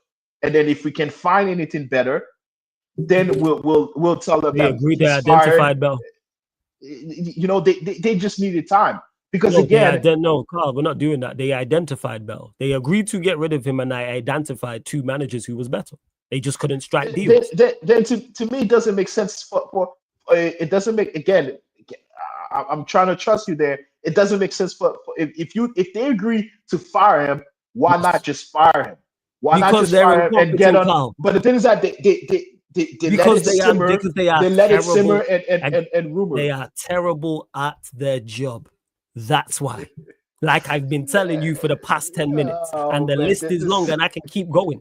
So back to the original point we was making about Amarim. Yeah. If Amarim if I can see all this, go back and check. You know what I'm saying? When we hired these guys and content creators was gassed and people was in my comment section on this very platform talking about I'm hating and how footballing structure is going to do this, that, and the third, all them disappeared. Footballing structure was supposed to fix us and it took us backwards. This is the worst we've ever been in my lifetime and I'm mid-30s. I've been watching United since the mid-90s. Yeah, but to me, I specifically want to tell you, man, again, you need to bring this to bare bones is that I think it's accepting a horrible fee for some of your players. It's accepting instead of getting 67 million for Garnacho, accept your 40. And here the thing money is, is money. Money is money. That's a phenomenal deal.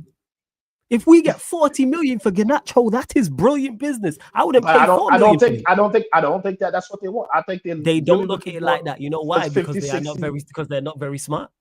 Yeah. Okay, so let's go through it, Carl. Okay, so Carl, let me ask you. Back to last season, because I've done this before. So we'll go there with Garnacho. Sure. What starting left wingers is Garnacho better than from last season?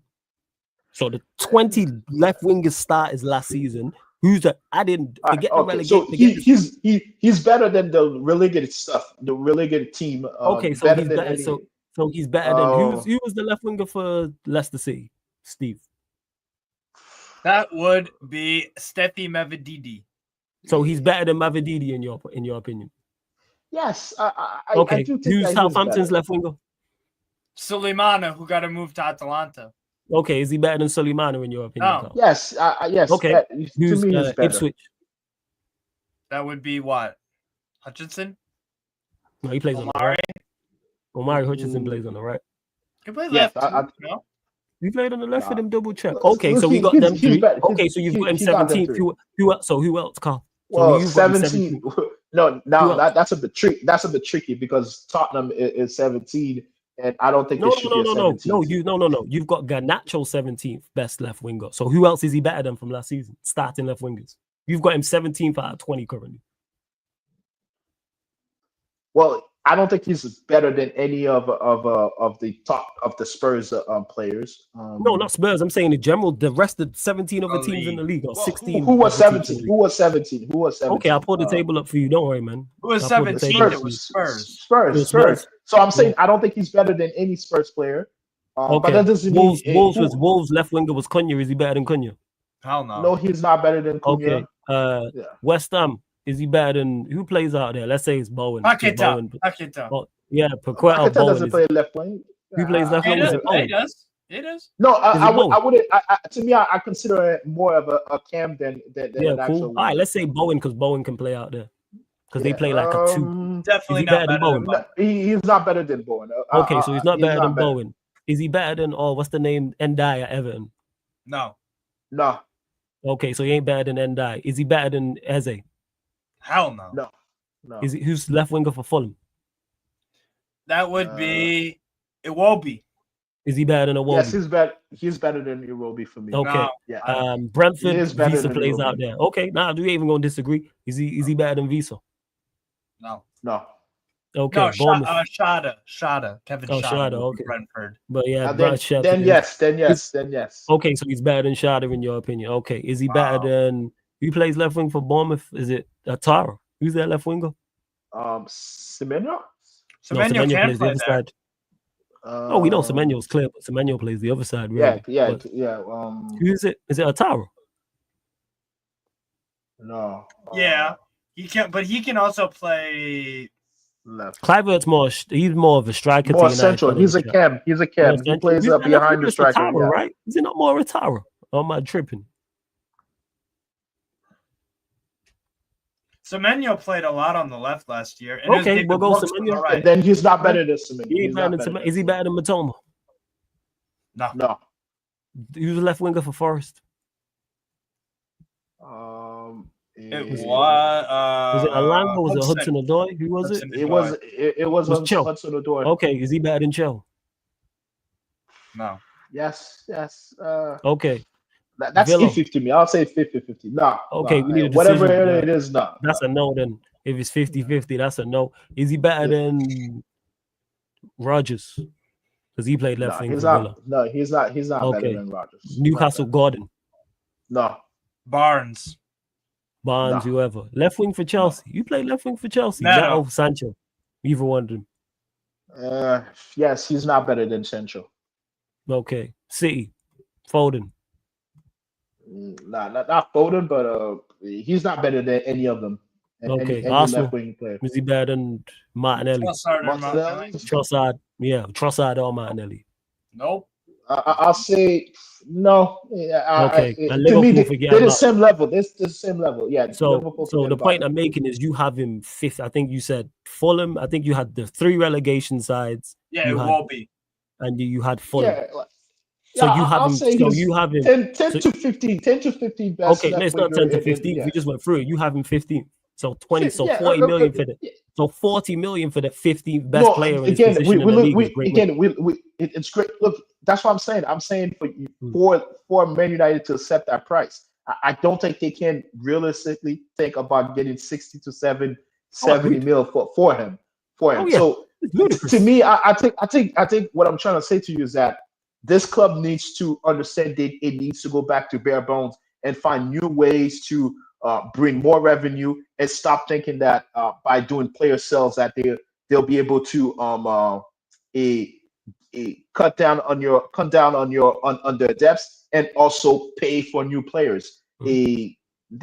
No one valued their players at that level. Because again, the thing is, what you're saying is 110% spot on, but that would cause them people that run the football club to have sense, which they don't.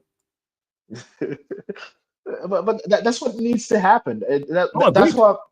That's what it needs to happen, and that's the hope I'm trying to sell to you is that you need to, and I'm thinking is that this is why I think that this is a upper management, this is a Ratcliffe also decision, because if you are not able to get the price that you are setting for your players, you got to go to the big boss and say, hey, we're not getting those prices that we think they value, but this is what we're getting, and these are the best prices we have to work with. And it feels that the big boss is saying find a way to sell them at a competitive price. And then you can already tell he loves getting paid high prices because of some of the decisions he has made at the club, whether they are necessary or not, by cutting on spending, a certain spending, I'm guessing furlough some employees, or even cutting jobs at Man United. And he seems to be that kind of person, and he loves to balance the sheet. So he seems to be that kind of owner, and hard decision needs to be made. Whether I don't know I would love to see all the financial. All I know is that you guys have lots of debt, but I would love to see what kind of debt they are. What kind of debt is it? What kind of debt? What's the interest on those loans? But that's nothing to do with what we're talking about in regards to selling players. The debt it has everything. It has everything to do because you need revenue, right? You need revenue to pay some of the debt. Their aim isn't to clear the debt. I'm not. Their aim is to do the regeneration project. No. The aim of a business is never to clear the debt, because if you clear the debt, then that's bad also for business, because now you can't own, because you don't have the lending institution have no leverage over you for to give you more money. But everything we've come to the same conclusion that they're incompetent, which I told you 15 minutes ago. Told you this time ago. Like all of this to say, they're incompetent. Like, yes, I'm fully aware. Yes, they're incompetent, but look, man. If you fire these dudes right now, you're gonna find yourself in the same situation again. Because it's becoming a cycle. What's the cycle? Fire them. What's the cycle? You're gonna reset the same cycle. Wait. Fire Ineos, fire whoever you want. If we fire both ownership groups and get ownerships who actually know what they're doing and what's best for the football club, we'd be in a much better state. Yes. Look at Newcastle. We'd be in a much better state. And I'm not even asking for rich owners. I'm just hearing what I'm saying. Yeah, but it doesn't make sense for them to sell. It doesn't make sense for them that's a whole different conversation. Who said it don't make sense to make them to sell? When did I say it does? Carl, when did I say it makes sense for them to sell? I know, but you're saying that's when your did I wish. say that? You brought that's your wish. No, that's your wish. I'm fully aware that's my wish. That's your wish for them to sell. But I never said that. Of course, I want them to sell. But are they going to sell? No, you brought that up. Stop trying to move the. Stop trying to move the. I'm not moving the goalpost. I'm not moving the goalpost, man. The goalpost is set and cement, man. Nobody said that. You've moved all around here just to get to the point of we're playing concrete. We're playing concrete, man. That's like it's not on grass, man. It's not on grass. Clearly, they got the wheels on the grass, man. They got the wheels in that. What we talking about here? You mentioned them selling. Them words never left my mouth. So don't tell me about why would they sell? You mentioned selling. I never mentioned selling. I never said they would sell. But you said no. Okay, I agree. I said you never mentioned that they would sell, but you did mention the solution is for them to sell the team. To sell what team? For the ownership to sell. Man, you're not for the ownership to sell. Yes, to sell that's not going to happen. That's the only solution. Yeah, but it's not going to happen. Look, we understand because again, still one of the highest earning. Yes, we're fully aware. What's the Premier League? What's the overall point? We know that me and you both know they're not selling. What's your overall point? My overall point is that it needs to work. It needs to work. It's not going to work under these. Okay, it needs to work. We know that it needs to work. I don't think it will work under these. I think I don't think. Because how much firing are you going to be doing this whole cycle? How many people are you going to keep firing?